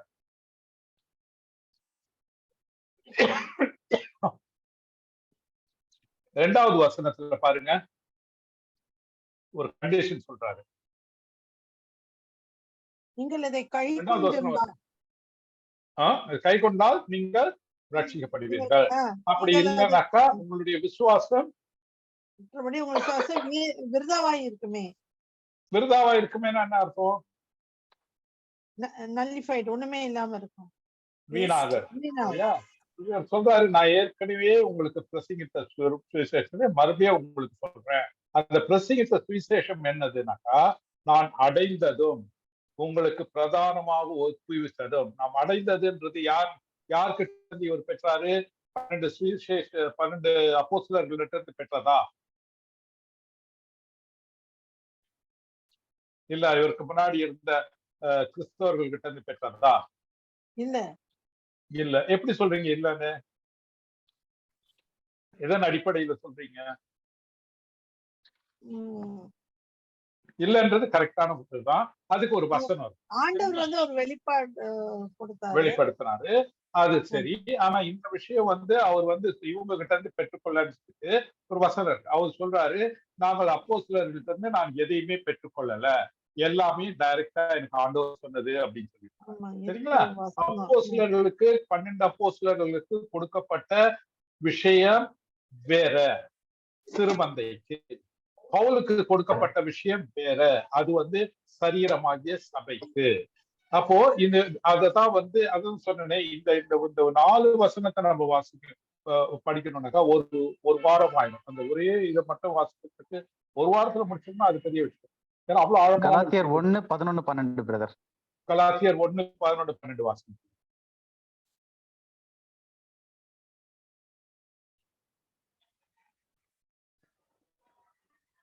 கலாத்தியர் 1:11-12 2 வசனம். மேலும் சகோதரரே, என்னால் பிரசங்கிக்கப்பட்ட சுவிசேஷம் மனுஷனுடைய யோசனையின்படி ஆனதல்லவென்று உங்களுக்கு தெரிவிக்கிறேன். நான் அதை ஒரு மனுஷனால் பெற்றதும் இல்லை, மனுஷனால் கற்றதும் இல்லை. இயேசு கிறிஸ்துவே அதை எனக்கு வெளிப்படுத்தினார். பாருங்க, நான் அடைந்ததும் போது அவர் வந்து யார்கிட்ட அடைஞ்சாருன்றத ரொம்ப தெளிவா சொல்றாங்க இல்லைங்களா? அப்போ இது வந்து அவருக்கு கொடுக்கப்பட்டது. நான் அடைந்ததும் என்னது, நான் அடைந்ததும் உங்களுக்கு பிரதானமாக ஒப்புவிப்பதும் என்னவென்றால் அப்படின்னு ஒரு இன்ட்ரடக்ஷன் கொடுத்துட்டு என்ன சொல்றாரு? கிறிஸ்துவானவர் வேத வாக்கியத்தின்படி நமது பாவங்களுக்காக மரித்து. எதன்படி மரித்தாரு? வேத வாக்கியத்தின்படி. அப்போ புதிய ஏற்பாட்டுல வேத வாக்கியம் சொன்னா அது வந்து எந்த வேத வாக்கியத்தை குறிக்கும்? புதிய ஏற்பாட்டுல இருக்க வேத வாக்கியமா இல்ல பழைய ஏற்பாட்டுல இருக்க வேத வாக்கியமா? ஏற்பாடு இல்ல, புதிய ஏற்பாட்டுல வேத வாக்கியத்தின்படி சொன்னா, ஏன்னா இன்னும் வேத வாக்கியம் கம்ப்ளீட் ஆகல. கொரிந்தியர் எழுதும் போது சரி, கம்ப்ளீட் ஆகல. கடைசியா பவுல் எழுதி முடிச்ச வேத வாக்கியம் புத்தகம் வந்து 2 தீமோத்தேயு. இல்லைங்களா? அதுக்கப்புறமா வேதம் வந்து முடிஞ்சிடுச்சு. யோவான் எழுதின வெளிப்படுத்தின விசேஷம் எல்லாம் முன்னாடியே எழுதப்பட்டது. சரிங்களா? ஆனா சாதாரணமா வந்து என்ன சொல்லுவாங்க, அதுதான் கடைசி புக்கு, கிறிஸ்து பிறந்த பின் 90வது வருஷத்துல எழுதுனது அப்படின்னு சொல்லுவாங்க. அதுக்கான சாட்சி கிடையாது. ஏன்னாக்கா அதுக்கு ஓகே, அந்த விஷயத்துல நம்ம போக வேண்டாம். இப்போ இந்த இடத்துல என்ன சொல்றாரு, நான் அடைந்ததும் கிறிஸ்துவானவர் வேத வாக்கியங்களின்படி, பழைய ஏற்பாட்டுல கொடுக்கப்பட்டிருக்கிற கிறிஸ்து பிறந்து மரித்து உயிர்த்தெழுவாருன்ற அந்த வசனங்கள் தீர்க்க தரிசனங்கள் நிறைய இருக்கு. அது நான் வந்து அதை நம்ம ஏற்கனவே ஒரு கம்பைல் பண்ணணும்னு நினைக்கிறேன். சரிங்களா? ஓகே. அப்ப இவர் சொல்றாரு, கிறிஸ்துவானவர் வேத வாக்கியத்தின்படி நமது பாவங்களுக்காக மரித்து, அவருடைய பாவத்துக்காக உள்ள நமது பாவங்களுக்காக மரித்து அடக்கம் பண்ணப்பட்டு வேத வாக்கியங்களின்படி 3ஆம் நாள் உயிர்த்தெழுந்தார். அவர் ஜஸ்ட் ஒரு ஆக்சிடென்டா இது நடக்கல. ஏதோ திடீர்னு அவரை வந்து இது பண்ணாம, அவருக்கு கெப்பாசிட்டி இல்லாம அவருக்கு சர்ப்ரைஸா புடிச்சு அடிச்சு கொண்டுட்டாங்க. இல்ல, இதெல்லாம் வந்து தீர்க்க தரிசனமாக சொல்லப்பட்டது. தீர்க்க தரிசனத்தின்படி அவர் உயிர்த்தெழுந்தார், அடக்கம் பண்ணப்பட்டு வேத வாக்கியங்களின்படி 3ஆம் நாள் உயிர்த்தெழுந்து, அடுத்த வசனம் பாத்தீங்கன்னா கேட்புக்கும் இன்னும் ஒரு 500 பேருக்கும் காட்சி கொடுத்தார் அப்படின்னு. சரிங்களா? அப்போ இந்த சுவிசேஷம் என்ன சுவிசேஷம்? இந்த கிறிஸ்துவ நம்ம ஸ்தானாதிபதியாக்கி ஒப்புரவாவதனுடைய சுவிசேஷம் என்ன அப்படின்னாக்கா, கிறிஸ்துவானவர் உங்களுடைய பாவங்களுக்காக வேத வாக்கியங்களின்படி மரித்து, வேத வாக்கியங்களின்படி 3ஆம் நாள் அடக்கம் பண்ணப்பட்டு வேத வாக்கியங்களின்படி உயிர்த்தெழுந்தார் என்றுதான் அந்த சுவிசேஷம். இத போய் நீங்க மத்தவங்கள்ட்ட சொல்லுங்க. ஏன்னாக்கா உங்களுக்கு பாவங்களுக்காக வேண்டி கிறிஸ்துவானவர் மரித்து அடக்கப்பட்டாரு, அவர் உயிர்த்தெழுந்துட்டாரு. தேவன் அதன் மூலியமாக தேவன் நம்மோடு உங்களோடு ஒப்புரவாக்கிட்டாரு. இந்த ஒப்புரவாவதின் ஊழியத்தை எங்களுக்கு கொடுத்திருக்கிறாரு. அதனால நீங்க தேவனோட ஒப்புரவாகுங்க என்ற அந்த ஒரு காரியம் தான் இதுல சொல்லியிருக்கு. 2 கொரிந்தியர் 5:18-20 முடியும். நம்ம வந்து ஸ்நானாதிபதியாக ஆக்கியிருக்காங்க, அம்பாசிடர் ஆக்கியிருக்காங்க இல்லையா? அந்த அம்பாசிடருடைய ஜாப் என்னதுனாக்கா, இந்த ஊழியத்தை, ஒப்புரவாவதின் ஊழியத்தை போய் சொல்லணும். அந்த ஒப்புரவாவதின் ஊழியத்தினுடைய நற்செய்தி என்னதுனாக்கா, 1 கொரிந்தியர் 15வது அதிகாரம் 3:4 வாசிக்கிறது.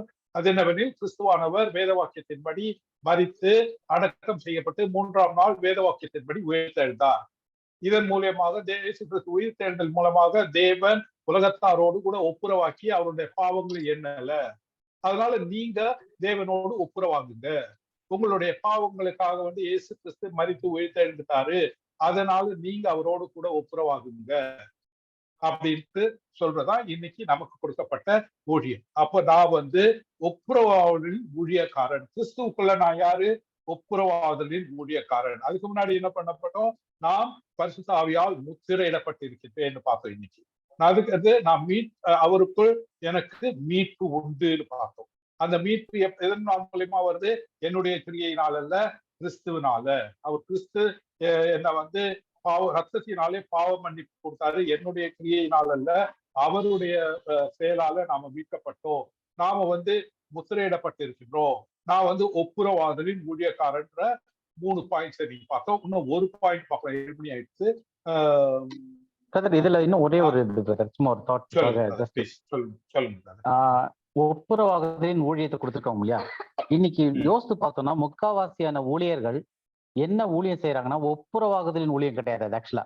ஏன் அப்படின்னா, இயேசு கிறிஸ்துவனுடைய 2ஆம் வருகையை குறித்து பயம் காட்டி அன்புனால வர்றது ஒப்புரவாகுதல் ஊழியம். அதாவது இயேசு கிறிஸ்து வந்து உங்களுடைய பாவத்தை எண்ணல.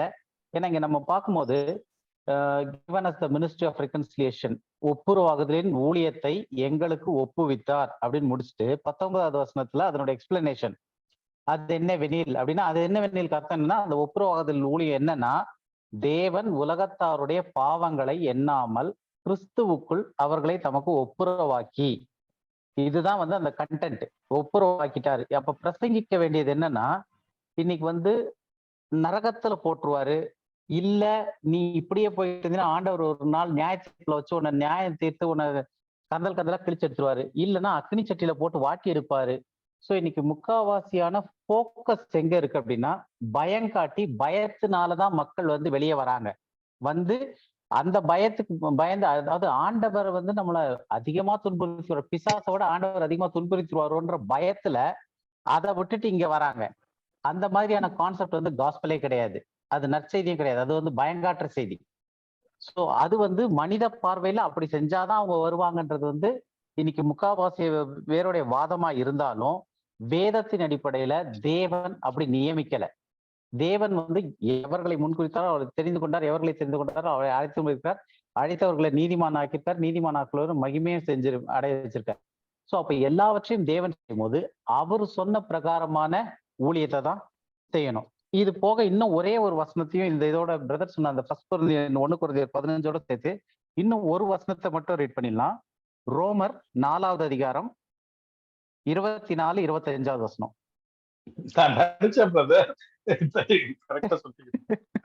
ரோமர் 4வது அதிகாரம். ஏன்னா அது இந்த கோர்வையோட அதையும் சேர்த்து சொல்லிட்டோம்னா இட் வில் பி மோர் அந்த ஒரு கரெக்டா நானு. ரோமர் 4வது அதிகாரம் 24, 25வது வசனம்.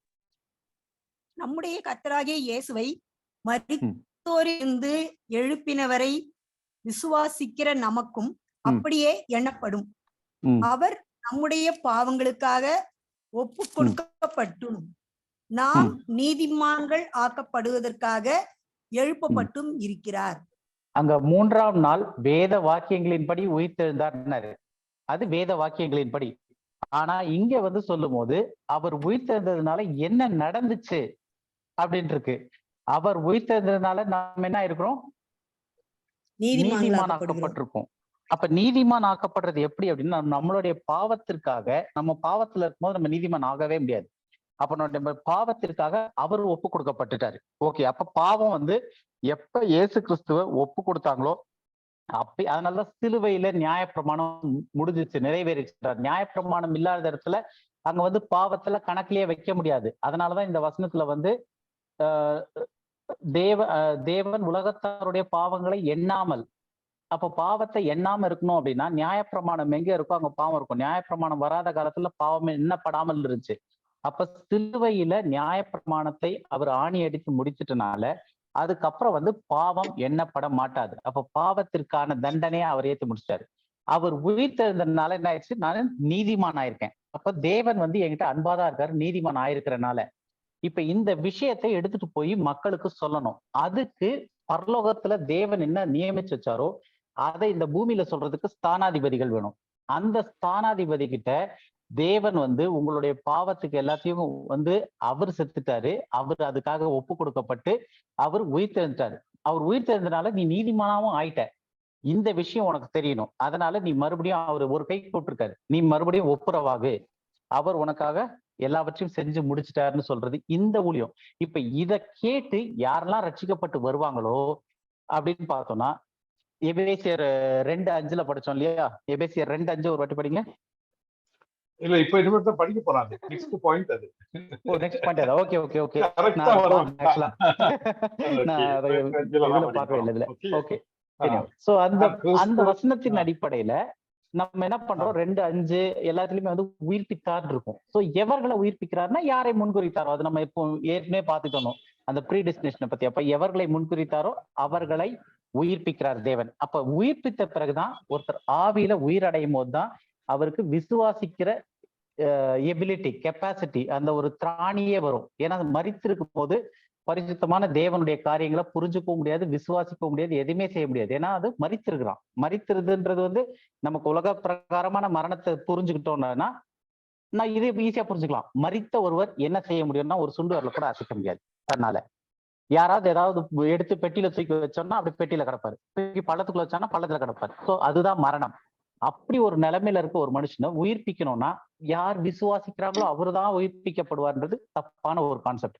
தேவன் எவர்களை முன்குறித்து அவர்களை உயிர்ப்பிக்கிறாரோ அவர்கள் ஆவியில உயிர்ப்பிக்கப்பட்டு விசுவாசிக்க ஆரம்பிப்பாங்க. அப்போ நம்மளுடைய கடமை வந்து இந்த ஒப்புரவாகுதலின் ஊழியத்தை செய்யறவர் நம்ம என்ன சொல்லணும்னா, தேவன் உலகத்தாருடைய பாவங்களை எண்ணாமல், எப்படி எண்ணாமல், எல்லா பாவத்துக்காகவும் அவர் பலியாகி அவர் உயிர்த்தெழுந்தார். அவர் உயிர்த்தெழுந்தனால என்னாச்சு, நீ நீதிமானாக்கப்பட்டிருக்க. இதைதான் நம்ம 21வது வசனத்துல படிப்போம்.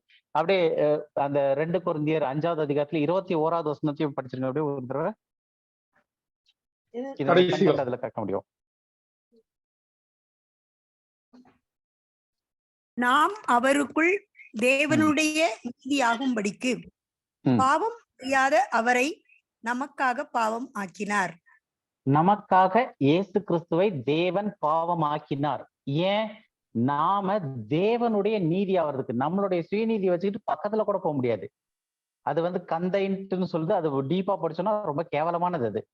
சோ அந்த மாதிரியான ஒரு கந்தையா இருக்கிற நம்மளுடைய நீதியை வந்து தேவன் ஒதுக்கி வச்சுட்டு, இதை நம்ம பின்னாடி இன்னும் டீப்பரா ஸ்டடி பண்ணும்போது எதுக்காக பரிசேயர் சதுசேயருக்கு நீதியை காட்டில உங்களுடைய நீதி அதிகமாயிராவிட்டால் தேவனுடைய ராஜ்யத்தில் பிரவேசிக்க மாட்டீர்கள்னு சொன்னதுக்கும், இங்க நீங்கள் உங்களுடைய நீதியினால அல்ல, நீங்க வந்து இம்ப்யூட்டட் ரைச்சஸ்ன்னு தேவனுடைய நீதி உங்க மீது வைக்கப்பட்டு, அதுதான் இந்த ரோமர் 4வது அதிகாரம் ஃபுல்லா படிச்சு பார்த்தோம்னா தெரியும் எப்படி அந்த நீதி வைக்கப்பட்டுச்சுன்னு சொல்லிட்டு. சோ அந்த அடிப்படையில இன்னைக்கு நம்மளுடைய சுவிசேஷம் நம்ம சொல்றோம் அப்படின்னா அது உண்மையான நற்செய்தி. மக்களுக்கு எடுத்துட்டு போயிட்டு பயங்காட்டுற செய்தியை சொல்லக்கூடாது. பயங்காட்டுற செய்தின்றது வந்து உலகத்தினுடைய பார்வையில வந்து கரெக்டா இருக்கலாம். பயங்காட்டி அவனை ஸ்ட்ரிக்டா வச்சு அவனை ஒழுக்கத்துல நடக்க வச்சுட்டு அது வந்து 5 பைசாக்கு பிரயோஜனம் இல்லைன்னு சொல்லுவாங்களா, அந்த மாதிரிதான் அது. அது வந்து பிரயோஜனமற்றது. தேவன் எப்படி நியமிச்சு என்ன கட்டளை கொடுத்திருக்காரோ அந்த நியமத்தின்படி நம்ம ஓடணும், அந்த நியமத்தின்படி ஊழியம் செய்யணும். சோ அதுதான் வந்து ஒப்புரவாதலின் ஊழியம் இந்த கிருபையின் காலத்துல கொடுக்கப்பட்டது. சரி பிரதர். Okay okay. 15வது பாயிண்ட் எபேசியர் 2:5. அக்கிரமங்களில் மரித்தவர்களாய் இருந்த நம்மை கிறிஸ்துவுடனே கூட உயிர்ப்பித்தார். கிருபையினாலே ரட்சிக்கப்பட்டீர்கள். பிரதர் சொன்ன அவ்வளோத்தையும் நான் திரும்பி சொல்ல போறேன். ஆனா கொஞ்சம் வித்தியாசமா சொல்ல போறேன். சரிங்களா? ஏன்னா ஏற்கனவே நான் என்னெல்லாம் சொல்லணுமோ அதெல்லாம் அவர் சொல்லிட்டாரு. இப்போ இந்த வசனத்துல முக்கியமான பதங்கள் என்னன்னு சொல்ல முடியுமா யாராவது? கிருபையினால ரட்சிக்கப்பட்டோம். Very good. ரட்சிப்பு வந்து கிருபையினால வருது. Very good. அடுத்தது மரித்து போயிருந்தோம் நாம். வசந்தி வந்து மத்தவங்களுக்கு சான்ஸ் கொடுக்கணுமா? மத்தவங்களுக்கு சொல்லுங்க. சொல்லுங்க யாரு பேசிட்டு? அக்காவா? அக்கா சொல்லுங்க. மரித்தவர்களா இருந்தோம் நாம. Okay, very good. வேற என்னமா? கிறிஸ்துவோட கூட உயிர்ப்பிக்கப்பட்டோம். Okay okay. இன்னும் ஒரே ஒரு பாயிண்ட் ஜெசிதா சொல்லுமா.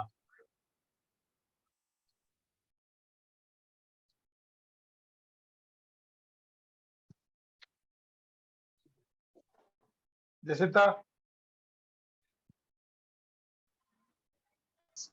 கண்மணி இருக்கீங்களா? கண்மணி கார்த்திகேயன் 2 பேரும் இருக்கீங்களா? ஜெசிதா, இந்த இப்ப நம்ம 2 கொரிந்தியர் எபேசியர் 2:5 வாசிக்கிறோமா? அதுல வந்து அதுல வந்து என்ன பத்தி எல்லாம் சொல்லி இருக்குன்னு கொஞ்சம் சொல்லுங்கம்மா ப்ளீஸ். என்னென்ன பதங்கள் சொல்லி இருக்குன்னு சொல்லுமா. எபேசியர் 2:5 வாசிங்க. அக்கிரமங்களில் மரித்தவர்களாய் இருந்த நம்மை கிறிஸ்துவுடனே கூட உயிர்ப்பித்தார். கிருபையினாலே ரட்சிக்கப்பட்டீர்கள். ஓகே, இதுல என்னென்ன விஷயங்கள்லாம் சொல்லி இருக்கு சொல்லுங்க. நம்ம டெட் பாடியா இருந்தோம், ஆண்டவர் நம்மள உயிர்ப்பித்தார், கிறிஸ்துவோடு கூட உயிர்ப்பித்தார். சரி, ஓகே. சரி, இப்போ வந்து நம்ம வந்து ரட்சிக்கப்பட்டிருக்கோம்னா ஆண்டவருடைய கிருபையினால மட்டும் ரட்சிக்கப்பட்டோம். Very good. இப்ப வந்து நான் ஜெசிந்தாவுக்கு ஒரு கேள்வி கேட்க போறேன். நாம ரட்சிக்கப்படுறதுக்கு என்னெல்லாம் செய்யணுமா? ஒரு 2-3 காரியம் சொல்லுங்க. எப்படி 3 பாயிண்ட் சொல்லுங்க. நாம ரட்சிக்கப்படுறதுக்கு என்னென்ன செய்யணும்னு சொல்லிட்டு ஒரு 3 பாயிண்ட் சொல்லுங்க. ஒண்ணுமே செய்ய முடியாதுல்ல. என்னமா? நம்ம ஒண்ணுமே செய்ய முடியாது, நம்ம டெட் பாடி இல்ல. ஓ, praise the Lord. Praise the Lord. Okay. Okay. Dead body என்னெல்லாம் செய்ய முடியும்? ஒரு சுண்டு வரல கூட அரைக்க முடியாது இல்லையா? அப்போ டெட் பாடியா இருந்த ஸ்பிரிச்சுவலி ஆவியில மரித்திருந்த நம்மள யாரோட கூட உயிர்ப்பித்தார்? கிறிஸ்துவோட கூட. யார் உயிர்ப்பித்தது? தேவன் உயிர்ப்பித்தார். அப்போ உயிர்ப்பித்து கிருபையினாலே ரட்சிக்கப்பட்டிருக்கிறோம். அப்ப நான் கிறிஸ்துவோட கூட உயிரோடு இருக்கிறேன். கிறிஸ்துவுக்குள் நான் யாரு? நான் கிறிஸ்துவோட கூட உயிரோடு இருக்கிறேன். சரிங்களா? ரொம்ப முக்கியமான பாயிண்ட். இன்னும் வந்து ஒரு 3 பாயிண்ட் இருக்கு. அதை வந்து ரஷ் பண்ணாம ஒரு சின்ன ரிவ்யூ, ஒரு ரீகேப் பண்ணிட்டு நம்ம வந்து முடிக்கலாம். எனக்கு அந்த ஒரு 3 பாயிண்ட் பிரதர் 3 பாயிண்ட் முடிச்சிடலாமா? இல்ல முடிச்சிடலாம்னு நினைக்கிறேன் brother. ஒரு பாயிண்ட் தான் இருக்கு. 3 பாயிண்ட் முடிச்சிட்டோம்னா அடுத்தது சரி நீங்க ஓகே. அந்த இதுக்கு போயிட்டு வந்த பிறகு ஆரம்பிக்கலாம். அடுத்த வாரம் வந்து நானும் வசதியும் ஊருக்கு அது ஒரிசாவுக்கு போறோம். 8ஆம் தேதி ஊருக்கு போயிட்டு 15ஆம் தேதி திரும்பி வருவோம். எங்களுக்காக வேண்டி சேஃப்டிக்காக மற்ற காரியங்களுக்காக வேண்டி ப்ரேயர் பண்ணிக்கோங்க. அடுத்த வாரம் வந்து நம்ம மீட்டிங் இருக்காது. ஏன்னா அங்க எனக்கு எப்படி ஞாயிற்றுக்கிழமை வசதி இருக்கும்ன்றது தெரியல. அந்த இடத்துல வந்து என்ன மாதிரி ஒரு சுச்சுவேஷன் இருக்கும் தெரியல. ஏன்னா பார்த்தாக்கா நிறைய ஃப்ரெண்ட்ஸுங்க அந்த மற்ற இது மீட்டிங் இருக்கும். அதனால தயவு செய்து எங்களுக்கு வந்து ஒரு ஞாயிற்றுக்கிழமை லீவ் கொடுத்துருங்க. இப்ப நான் அடுத்த 16வது பாயிண்ட் வந்து நான் நீங்க போறீங்க 8ஆம் தேதி போயிட்டு 15ஆம் தேதி வருவோம்மா. 10ஆம் தேதி ஞாயிற்றுக்கிழமை. ஓகேயா? 12 ஞாயிற்றுக்கிழமை. ஒரிசாவா? 12 ஆமா ஒரிசா போறோம்மா. சொல்லவா அங்கிள்? இவங்களும் போறாங்க அங்கிள். யாரு? ஸ்டீபன் பிரதரும் போறாங்க. அப்படியா? என்னைக்கு போறாரு? அதே சேம் 8 ரிட்டர்ன் சேம் 15 சரி, நம்ம அப்புறம் ஒரிசாக்கு. அப்படியா? சரி, நம்ம அதை பத்தி அப்புறம் பேசலாம். நம்ம தனியா நான் சரிங்க பேசுறேன். அங்கிள். இப்ப 16வது பாயிண்ட், நான் தேவனுடைய செய்கையா இருக்கிறேன். கிறிஸ்துவுக்குள் நான் யாரு? நான் தேவனுடைய செய்கையா இருக்கிறேன். ஐ அம் a God's workmanship. யாருடைய? அதாவது தேவன் வடிச்ச ஒருத்தர் என்னை உயிர்ப்பித்து என்னை வந்து தேவனுடைய ஒர்க்மேன்ஷிப்பா இருக்கு, தேவனுடைய செய்கையா இருக்கிறேன். அதை வந்து எபேசியர் 2:10 வாசிக்கலாம்.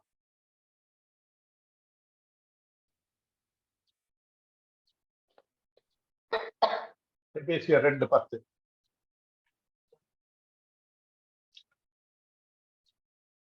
ஏனெனில் நற்கிரியைகளை செய்கிறதற்கு நாம் கிறிஸ்து இயேசுவுக்குள் சிருஷ்டிக்கப்பட்டு தேவனுடைய செய்கையாய் இருக்கிறோம். அவைகளில் நாம் நடக்கும்படி அவர் முன்னதாக அவைகளை ஆயத்தம் பண்ணியிருக்கிறார். ஓகே. ஏனெனில் நற்கிரியைகளை செய்கிறதற்கு நாம் கிறிஸ்துவுக்குள் சிருஷ்டிக்கப்பட்டு தேவனுடைய செய்கையா இருக்கிறோம். அப்போ நாம ரட்சிக்கப்படுறதுக்கு என்ன செய்யணும்? நம்ம ரட்சிக்கப்படுறதுக்கு என்ன செய்யணுமா? ஒண்ணுமே செய்ய வேண்டாம். ஒண்ணுமே செய்ய வேண்டாம். ஆனா நற்கிரியைகளை செய்வதற்காக கிறிஸ்து இயேசுவுக்குள் சிருஷ்டிக்கப்பட்டிருக்கும். இது வந்து இது வேற, ரட்சிக்கப்படுறதுக்கு நம்ம செய்கிற செய்கை வேற. நம்ம வந்து என்ன செய்கை செய்வதற்காக தேவன் நம்மளை படைச்சிருக்கிறார்? நற்கிரியைகளை செய்வதற்காக கிறிஸ்து இயேசுக்குள் சிருஷ்டிக்கப்பட்டு தேவனுடைய செய்கையா இருக்கும். இந்த காரியமே நற்கிரியை செய்யறது வந்து நமக்குள்ள நற்கிரியை செய்யறது யாரு? தேவன் இருக்கிறோம். அவைகளை நாம் நடக்கும்படி அவர் முன்னதாக அவைகளை ஆயத்த பண்ணிருக்கார். நான் என்னென்ன நற்கிரியை செய்யணுமோ அது அவர் முன்னதாகவே ஆயத்தம் பண்ணி என்ன சிருஷ்டி பண்ணியிருக்கிறாரு. அப்போ நற்கிரிகைகளை நான் செஞ்சேன்னு வச்சுங்களேன், நான் பயங்கரமா ஒரிசால போய் ஊழியம் செஞ்சேன், அதை பண்ணேன் இதை பண்ணேன்னாக்கா அந்த கிரெடிட் யாருக்கு? எனக்கா இல்ல தேவனுக்கா? தேவனுக்கு. என்னை படைச்சதே வந்து அவர் அதுக்காக வேண்டிதான் படைச்சிருக்கிறாரு. நான் என்னென்ன செய்யணும்ன்றத அவரே ஆயத்தம் பண்ணியிருக்கிறாரு. அவருடைய கையில அவருக்கு கீழ்ப்படுத்தி அந்த காரியங்களை நான் செஞ்சுருக்கேன். இந்த ஒரு ரியலைசேஷன் வந்ததுன்னு வச்சுங்களேன், அந்த ஊழியத்தை குறித்த கர்வம், பிரைடுக்கு தமிழ்ல கர்வம் தானே? பெருமை, கர்வம், பெருமை அந்த இது வராது. நான் வந்து பெரிய பரிசுத்தவான், நான் ஒரு பயங்கர நார்த் இந்தியாவில போயிட்டு ஊழியம் பண்றேன், ஆப்பிரிக்கால போயிட்டு ஊழியம் பண்றேன், நான் வந்து பயங்கரமா சாக்ரிஃபைஸா பண்றேன் நாடு, அது இது எதுவுமே வராது. இந்த ஒரு சத்தியத்தை புரிஞ்சுட்டோம்னாக்கா, ஏனெனில் நற்கிரிகைகளை செய்கிறதற்காக நாம் கிறிஸ்து இயேசுக்குள் சிருஷ்டிக்கப்பட்டு தேவனுடைய செய்கையா இருக்கிறோம். அவைகளில் நான் நடக்கும்படி அவர் முன்னதாக அவைகளை ஆயத்த பண்ணியிருக்கார். அந்த நற்கிரிகைகளில் நான் நடக்கும்படி அவர் சிருஷ்டிக்கப்பட்ட அந்த காரியத்துல நான் நடக்கும்படி, நற்கிரிகைகளை செய்யும்படி அவர் முன்னதாக அந்த நற்கிரிகைகள் செய்வதற்கான காரியங்களை தேவன் ஆயத்த பண்ணியிருக்கிறார். நான் ஒரு இடத்துல போயிட்டு ஊழியம் செய்யணும் அப்படின்னாக்கா அதுக்கான எல்லா ப்ரிப்பரேஷனும் பண்ணிட்டாரு. நான் என்ன பண்ணணும்? படிச்சுட்டு போக வேண்டியதுதான். அதுக்கு என்னென்ன பண்ணணும், ஆயத்தம் பண்ணணும், அதுக்கான தேவைகள் அதுக்கான எதிர்ப்புகள், அதுக்கான ப்ரொடெக்ஷன் எல்லாம் அவர் கொடுக்குறாரு. அப்ப அது நான் வந்து என்னத்த பெருமை பாராட்டுறது? நான் பெருமை பாராட்டுறதுக்கு என்ன இருக்கு? இதுதான் இந்த செய்யறதுக்காக தான் என்னை வந்து படிச்சே இருக்கு இல்லைங்களா? இந்த ரியலைசேஷன் நமக்கு வேணும். சரிங்களா? இன்னும் 2 பாயிண்ட்ஸ் இருக்கு. 7, 15, 8, 7, 15, 7, 12. ஓகே. முடிச்சிடலாம் சார். அடுத்தது, எனக்கு தைரியமும் தேவனிடத்தில் சேரும் சிலாக்கியமும் உண்டு. I am bolder and access to God. எனக்கு தைரியம் இருக்கு, தேவனிடத்தில் சேருகிற சிலாக்கியமும் இருக்கு. இல்லைங்களா? இத வந்து எபேசியர் 3:12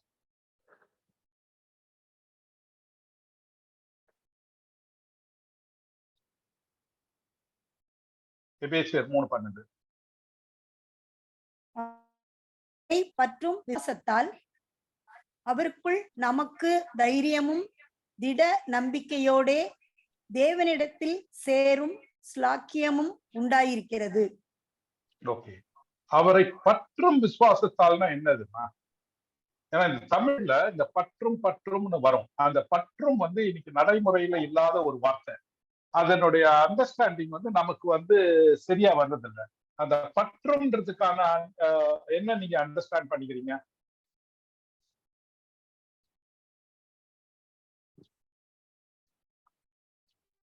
இந்த பற்றுக்கு பதிலா அவரை டிஸ்கஸ் பண்ணிருக்கோம்.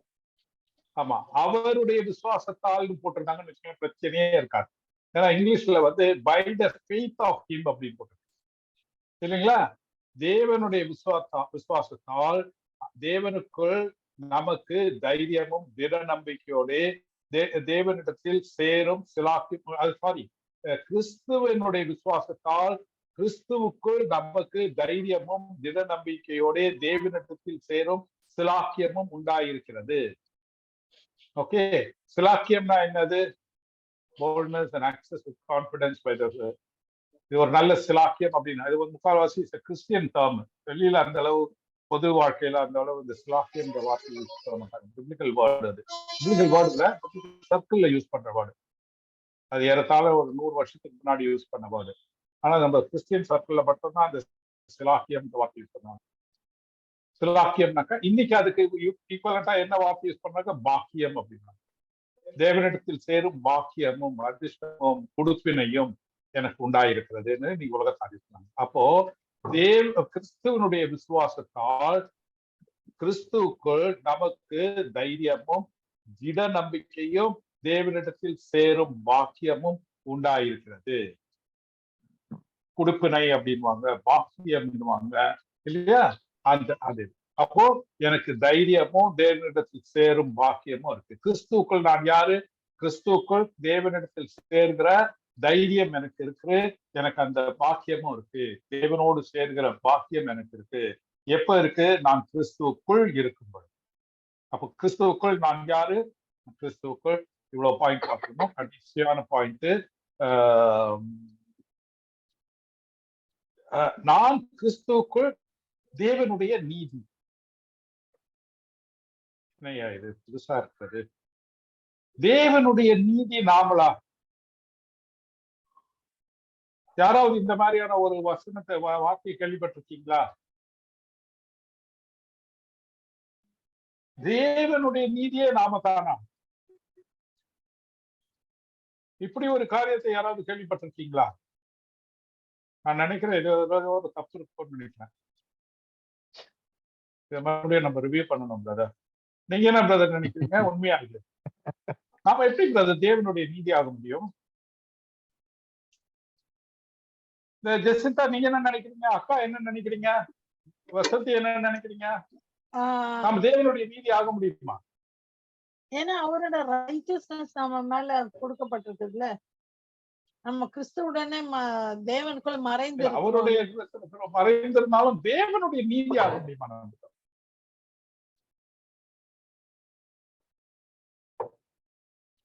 ஆமா, இதுக்கான வசனம் ஏதாவது நீங்க படிச்ச மாதிரி ஞாபகம் இருக்கா?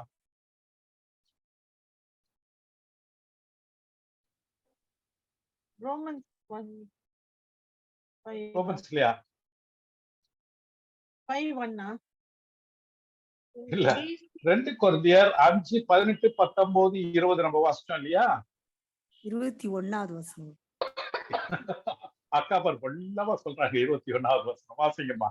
21வது வசனம். நாம் அவருக்குள் தேவனுடைய நீதி ஆகும்படிக்கு பாவம் அறியாத அவரை நமக்காக பாவம் ஆக்கினார். ஓகே, நாம் கிறிஸ்துவின் சரீரமாகிய சபை. அவருக்குள், யாருக்குள்? கிறிஸ்துவுக்குள் தேவனுடைய நீதியாகும்படி. அப்போ நாம் கிறிஸ்துவுக்குள் தேவனுடைய நீதியாக இருக்கிறோம். அதற்காக வேண்டி கிறிஸ்து என்ன செய்தாரு? பாவமே அறியாத அவரை நமக்காக தேவன் பாவமாக்கினார். பாவியாக்கல, பாவமாக்கினார். அது ரொம்ப வித்தியாசம். கிறிஸ்துவ தேவன் பாவியாக்கல, தேவன் பாவமாகவே ஆக்கினார். புரியுதுங்களா? நாம் தேவனுக்குள், கிறிஸ்துவுக்குள் தேவனுடைய நீதி ஆகும்படிக்கு பாவமே அறியாத இயேசு கிறிஸ்து தேவனால் இயேசு கிறிஸ்துவை, பாவமே அறியாத இயேசு கிறிஸ்துவை நமக்காக தேவன் பாவமாக்கினார். இதை பாருங்க, இதுக்கு கம்பேரிசனா மத்தேயு 5:20 ஒரு வசனம் வாசிக்கலாம்.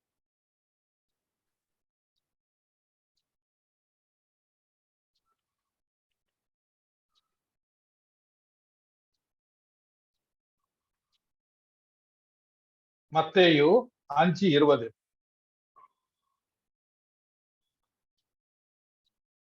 வேத பாரகர் பரிசேயர் என்பவர்களுடைய நீதியிலும் உங்கள் நீதி அதிகமாய் இராவிட்டால் பரலோக ராஜ்யத்தில் பிரவேசிக்க மாட்டீர்கள் என்று உங்களுக்கு சொல்லுகிறேன். அப்படின்னா என்ன அர்த்தம்? அந்த அன்னைக்கு இயேசு கிறிஸ்து தேவனுடைய குமாரனாகவும் மேசியாகவும் விசுவாசித்த யூதர்களை பார்த்து சொல்றாரு. அந்த யூதர்களுக்கு என்ன பேர் சொல்றாரு? பயப்படாதே சிறுமந்தையே அப்படின்றாரு இல்லையா? அந்த சிறுமந்தையை பார்த்து என்ன சொல்றாரு? வேத பாதர்களுடைய நீதியை காட்டிலும் உங்களுடைய நீதி அதிகமா இல்லைனாக்கா நீங்க பரலோக ராஜ்யத்துக்குள்ள பிரவேசிக்க மாட்டீர்கள் அப்படிங்கிறாரு. சரிங்களா? அப்போ அவர்களுடைய நீதி என்னது? வெளிப்படுத்துற விசேஷம் 19:8 வாசிக்கலாம்.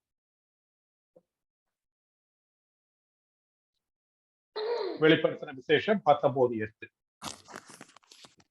சுத்தமும் பிரகாசமுமான மெல்லிய வஸ்திரம் தரித்து கொள்ளும்படி அவளுக்கு அளிக்கப்பட்டது. அந்த மெல்லிய வஸ்திரம் பரிசுத்தவான்களுடைய நீதிகளே. எது பரிசுத்தவான்களுடைய நீதி?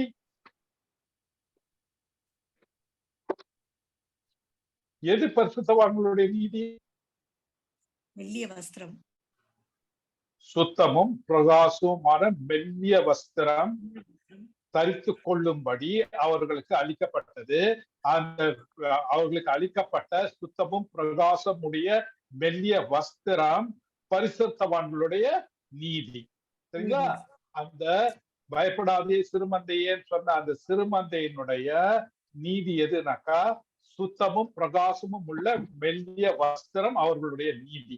ஆனா கிறிஸ்துவனுடைய சரீரமாகிய சபையில இருக்கிற நமக்கு எது நீதி?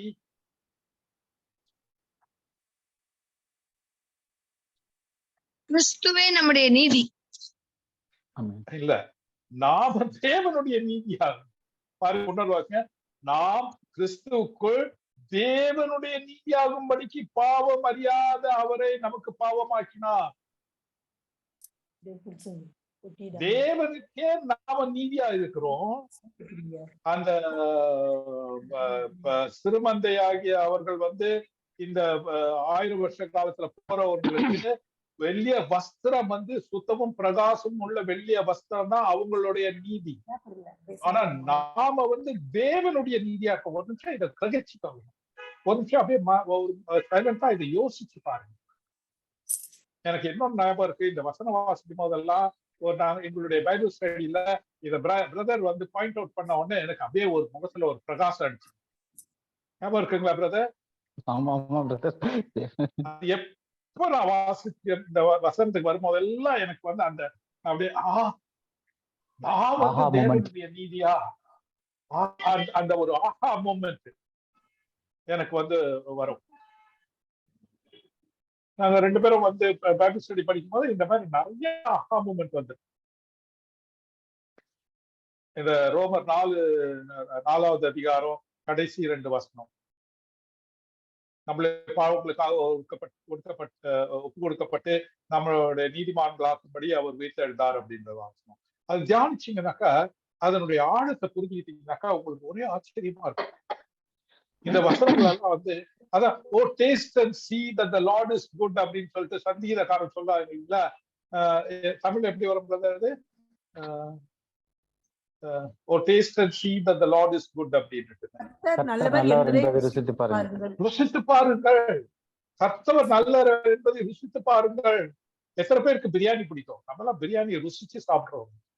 ஆனா கர்த்தர் நல்லவர் என்பதை எப்படி நம்மளால ருசிக்க முடியும்? அவருடைய வார்த்தைய வாசிச்சு அதை வந்து புரிஞ்சுக்கிட்டு அதுல ஒரு அப்படியே என்ன சொல்றது அந்த அந்த அதனுடைய இதை அனுபவிக்கணும். கர்த்தர் கிருபையில நானும் பிரதரும் நிறைய அந்த மாதிரி அனுபவிச்சிருக்கோம். Literally we indulge in the word of God.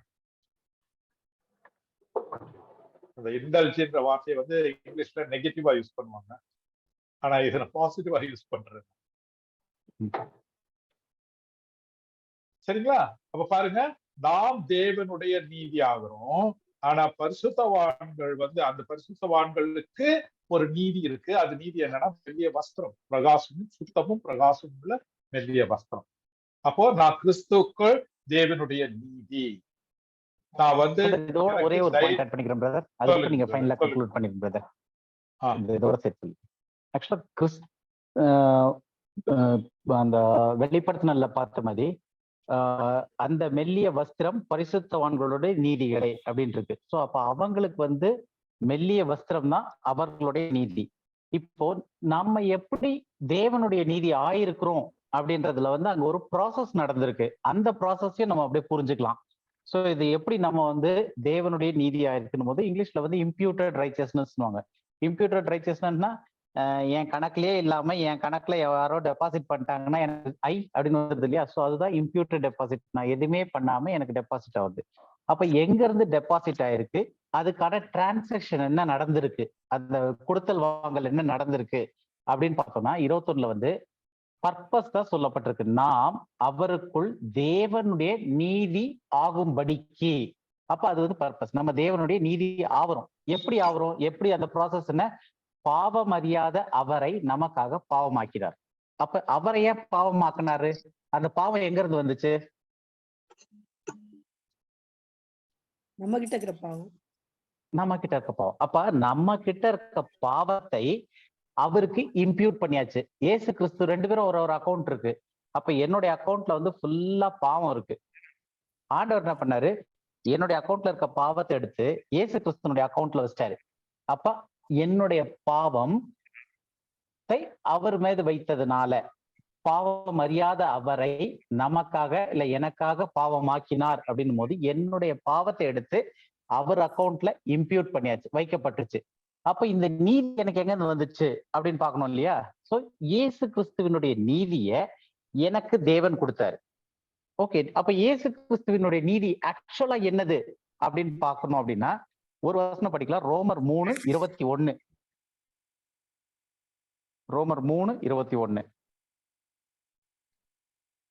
இப்படி இருக்க நியாயப்பிரமாணம் இல்லாமல் தேவ நீதி வெளியாக்கப்பட்டிருக்கிறது. அதை குறித்து இப்படி இருக்க நியாயப்பிரமாணம் இல்லாமல் என்ன வெளியாக்கப்பட்டிருக்கிறது? தேவநீதி. தேவநீதி வெளியாக்கப்பட்டிருக்கிறது. அந்த தேவநீதியை பத்தி என்ன சொல்லியிருக்கு? அதை குறித்து நியாயப்பிரமாணமும் தீர்க்க தரிசனங்களும் சாட்சியிடுகிறது. அப்ப அந்த தேவநீதின்றது யாரு? இயேசு கிறிஸ்து. இயேசு கிறிஸ்து. அவரை குறித்துதான் நியாயப்பிரமாணமும் தீர்க்க தரிசனங்களும் சாட்சி கொடுத்திருக்கு.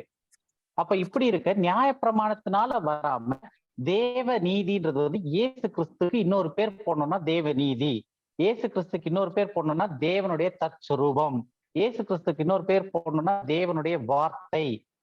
அந்த மாதிரி அது நம்ம தனியா ஒரு ஸ்டடி படிக்கலாம். இயேசு கிறிஸ்துவை பத்தி படிக்கும் போது, கிரைஸ்டாலஜில படிக்கும் போது இயேசு கிறிஸ்துக்கு தேவன் எப்படி அந்த ரிலேஷன் அதெல்லாம் பார்க்கலாம். இப்ப நம்ம பாக்குறது வந்து தேவநீதி. தேவநீதி யார் அப்படின்னா இயேசு கிறிஸ்து. ஏன்னா அவர்தான் தேவனுடைய நீதியாய் பிரதிபலித்தது, ஒரு ரிஃப்ளெக்ஷன். அப்போ இப்படி இருக்க நியாயப்பிரமாணம் இல்லாமல் தேவநீதி இயேசு கிறிஸ்து வெளியாக்கப்பட்டிருக்கிறது. அதை குறித்து நியாயப்பிரமாணமும் தீர்க்கதரிசியும் சாட்சியிடுகிறது. இயேசு கிறிஸ்துவனுடைய எப்படி வந்தார் போனார்னு எல்லாத்தையும் அதை குறித்து சாட்சி இருக்குது. இப்போ இயேசு கிறிஸ்து யாருன்னு பார்த்தோம். இயேசு கிறிஸ்து தான் தேவனுடைய நீதி. அப்ப அந்த நீதி என் மீது வைக்கப்படும் போது எனக்கு யாருடைய நீதி வந்திருக்கு? இயேசு கிறிஸ்துனுடைய நீதி எனக்கு இம்பியூட் பண்ணப்பட்டுச்சு என் அக்கௌண்ட்ல. ஆக்சுவலா இயேசு கிறிஸ்துனுடைய நீதி என்ன? அதுதான் தேவனுடைய நீதியே. தேவனுடைய நீதி தான் வெளியாச்சு. எப்படி? இயேசு கிறிஸ்துவின் மூலமாக வெளியாக்கப்பட்டுச்சு தேவனுடைய நீதி. அப்ப அந்த தேவனுடைய நீதி என்ன ஆச்சு? ஏன் அக்கௌண்ட்ல வைக்கப்பட்டுருச்சு. என்னுடைய பாவம் வந்து அவருடைய அக்கௌண்ட்ல வைக்கப்பட்டுருச்சு தேவனால. இப்ப இயேசு கிறிஸ்துவனுடைய நீதி என்ன நீதின்னு பார்த்தோம் அப்படின்னா, அது பரிசுத்தவான்களுடைய நீதி கிடையாது. அது லிட்டரலா தேவனுடைய நீதியே தான். இந்த ப்ராசஸ் மூலமா தான் நம்ம தேவனுடைய நீதியா மாறுறோம். அப்ப இதுல நம்மளுடைய பங்கோ நம்மளுடைய நீதியோ எதுவுமே கிடையாது. இது டைரக்டா வந்து அப்படியே என் அக்கௌண்ட்ல இருக்க பாவத்தை எடுத்து அவர் அக்கௌண்ட்ல வச்சு அவர் சிலுவையில ஏற்றியாச்சு. அவர் அக்கௌண்ட்ல நீதி இருந்துச்சு. அது என்ன நீதின்னு பார்த்தா தேவனுடைய நீதி. அது யாரு? இயேசு கிறிஸ்து. அவருடைய நீதி, இயேசு கிறிஸ்துவனுடைய நீதி எடுத்து அப்படியே என் அக்கௌண்ட்ல வச்ச பிறகு அது ஈக்குவல் பண்ணி பார்த்தோன்னா அது என்னது? அதுதான் தேவனுடைய நீதி. அப்ப நான் என்ன ஆயிடுறேன்? இந்த வசனத்தின்படி நாம் அவருக்குள் தேவனுடைய நீதி ஆகும்படிக்கு. ஏன்னா அதுதான் இயேசு கிறிஸ்துவனுடைய நீதியா இருந்துச்சு. பாவம் அறியாத அவரை நமக்காக பாவமாக்கினார். அப்ப அவங்களுக்கு வந்து பரிசுத்தவான்களுடைய நீதி மெல்லிய வஸ்திரம் போல அவங்க தரிச்சிருந்தாங்க. பரிசேயர் சதுசேயர் நீதியை காட்டிலும் ஜாஸ்தியா இருக்கணும் ஒரு மக்களுக்கு. இங்கதான் ரைட் டிவிஷன் மறுபடியும் வருது. ஒரு மக்களுக்கு அந்த மாதிரி ஆண்டவர் சொல்லிட்டாரு. பாடி ஆஃப் கிரைஸ்ட் சொல்லும் போது உங்களுடைய பாவம் அப்படியே அவர் மீது வைக்கப்பட்டிருச்சு. அவருடைய நீதி அது லிட்டரலா தேவனுடைய நீதி தான் இயேசு கிறிஸ்து. அது உங்க மீது வைக்கப்பட்டனால இப்ப நீங்க என்ன ஆயிட்டீங்க? தேவனுடைய நீதி ஆக்கப்பட்டீர்கள். இது புரியுதா இப்ப உங்களுக்கு? இதுதான் இந்த ப்ராசஸ் நடக்குது. இந்த வசனத்தினுடைய ப்ராசஸ் வந்து ரோமர்ல இருந்து நம்ம தேவனுடைய நீதி யாருன்னு பார்த்தோம்னா இயேசு கிறிஸ்து. அதை குறித்து தீர்க்க தரிசனமும் ஞாபகமும் சாட்சி கொடுத்திருக்கு. அதன் மூலமாக இப்ப நம்ம வந்து தேவனுடைய நீதியா மாறி இருக்கிறோம். ஏன் பிரதர் நீங்க சமரைச்சு? ஓகே, அதான் நம்ம கடைசி பாயிண்ட் வந்துட்டோம். இந்த இதுல வந்து ஏதாவது சந்தேகம் இருந்ததுனாக்கா சொல்லுங்க. இல்லாட்டி 7 ஆயிடுச்சு. ஏதாவது சந்தேகம் இருந்ததுனாக்கா கேளுங்க. அதை முடிச்சுட்டு நம்ம க்ளோஸ் பண்ணிக்கலாம்.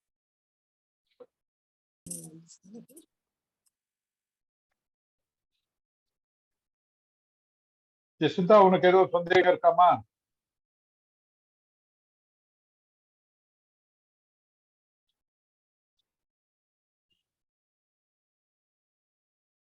இல்லைன்னா கூட நீங்க தனியா வேணா எனக்கு குரூப்லயோ இல்ல தனியாவோ கூட போடலாம். சரிங்களா? ஓகே.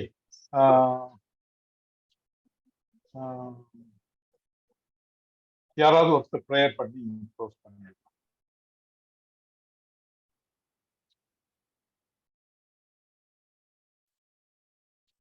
நல்ல தகப்பனே, நாங்கள் உம்மை துதிக்கிறோம், ஸ்தோத்தரிக்கிறோம் ராஜா.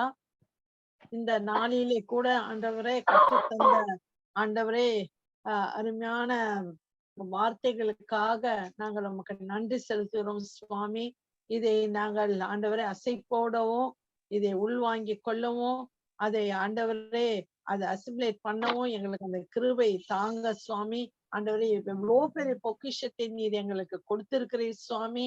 எங்களோட அன்றாட வாழ்க்கையில அன்றாட விதத்திலே நாங்கள் பிரச்சனைகளை சந்திக்கும் போது, சேலஞ்சஸ் ஃபேஸ் பண்ணும் போது இந்த வார்த்தைகளை கொண்டு எங்களை பலப்படுத்தி அந்த காண்டாமிருகத்துக்கு ஒத்த பலத்தையும் ஞானத்தையும் எங்களுக்கு தந்து கர்த்தாவே ஆண்டவரே நாங்கள் ஒவ்வொரு காரியத்தையும் சோர்ந்து போகாமல் மேற்கொண்டு முன்னேறி செல்ல ஆண்டவரே ஒப்புறுதலின் ஊழியத்தை நாங்கள் செய்ய எங்களுக்கு அந்த கிருபையை நீர் தந்து கொண்டு இருக்கிறீர். அதற்காக நன்றி அப்பா. இந்த பொக்கிஷத்தை நாங்கள் புதைத்து விடக்கூடாது சுவாமி. ஆண்டவரே அவங்களுக்கு நீங்க கொடுத்த கிருபையின்படியே நாங்கள் செயல்பட அந்த கிருபை தாரும். எங்களையும் எங்கள் குடும்பத்தார் ஒவ்வொருவரையும் உமது கரத்திலே கொடுக்கிறோம் சுவாமி. இவ்வளவு ஆண்டவரே பெரிய காரியத்தை நாங்கள் மாற்றமல்ல, எல்லாருக்கும் ஆண்டவரே நாங்கள் ஆண்டவரே இதை சொல்ல எங்களுக்கு அந்த நீர் கொடுத்தால் ஒழிய கர்த்தாவே இந்த மாதிரி கனமான ஊழியத்தை எங்களால் செய்ய முடியாது சுவாமி. கர்த்தாவே எங்களுக்கும் அந்த ஞானத்தையும் வரத்தை நீர் கொடுக்கும்படியாகவும் wisdom, get understanding, get wisdom என்று சொல்லியிருக்கிறீர். அப்படியாக எல்லாவற்றுக்கும் நாங்கள் உண்மைதான் தேடி வருகிறோம் சுவாமி. எங்கள் பிள்ளைகளும் எங்கள் பேர பிள்ளைகளையும் எங்கள் குடும்பத்தார் ஒவ்வொருவரையும் ஆண்டவரே உமது கரத்திலே கொடுக்கிறோம் ஆண்டவரே. எங்கள் தேவன் ஆண்டவரே நீர் அவர்களை எல்லாரும் ஆண்டவர் இந்த ரைட் டிவிஷனுக்கு கொண்டு வந்து இந்த ஆச்சரியமான இந்த சத்தியத்தை அவர்கள் உணர்ந்து கொள்ள அவர்களும் ஆண்டவர் பலவிதமான கட்டுகளிலிருந்து விடுதலை ஆக்கும்படியாக நாங்கள் ஜெபிக்கிறோம் சுவாமி. ஆண்டவரே இந்த பயத்தின் சுவிசேஷத்தில் இருந்த ஆண்டவரே அவர்கள் ஆண்டவரே இந்த ரைட் டிவிஷனுக்குள்ளாக வர என் தேவன் ஆண்டவரே ஒவ்வொருத்தருக்காக கிருபை செய்யும்படியாக நாங்கள் ஜெபிக்கிறோம் ஆண்டவரே. இந்த கொடுத்த 2 தாசர்களுக்காக நாங்கள் நன்றி செலுத்துறோம் சுவாமி. இன்னும் அவர்கள் இன்னும் அதிக டெடிகேஷனோட அவர்கள் ஆண்டவரை செயல்பட அவர்களுக்கு கிருபையும் பலனையும் நீங்கள் தரும்படியாக ஜெபிக்கிறோம். எங்கள் ஜெபத்திலே அவர்களை தாங்க எங்களுக்கு கிருபை அளிக்கும்படியாக ஜெபிக்கிறோம் கர்த்தாவே. ஒவ்வொரு காலத்தையும் உமது கருத்திலே நாங்கள் கொடுத்து நாங்கள் ஜெபிக்கிறோம் நல்ல பிதாவே. ஆமென். ஆமென். என் ஆத்துமாவே கர்த்தரை கர்த்தரை ஸ்தோத்திரி.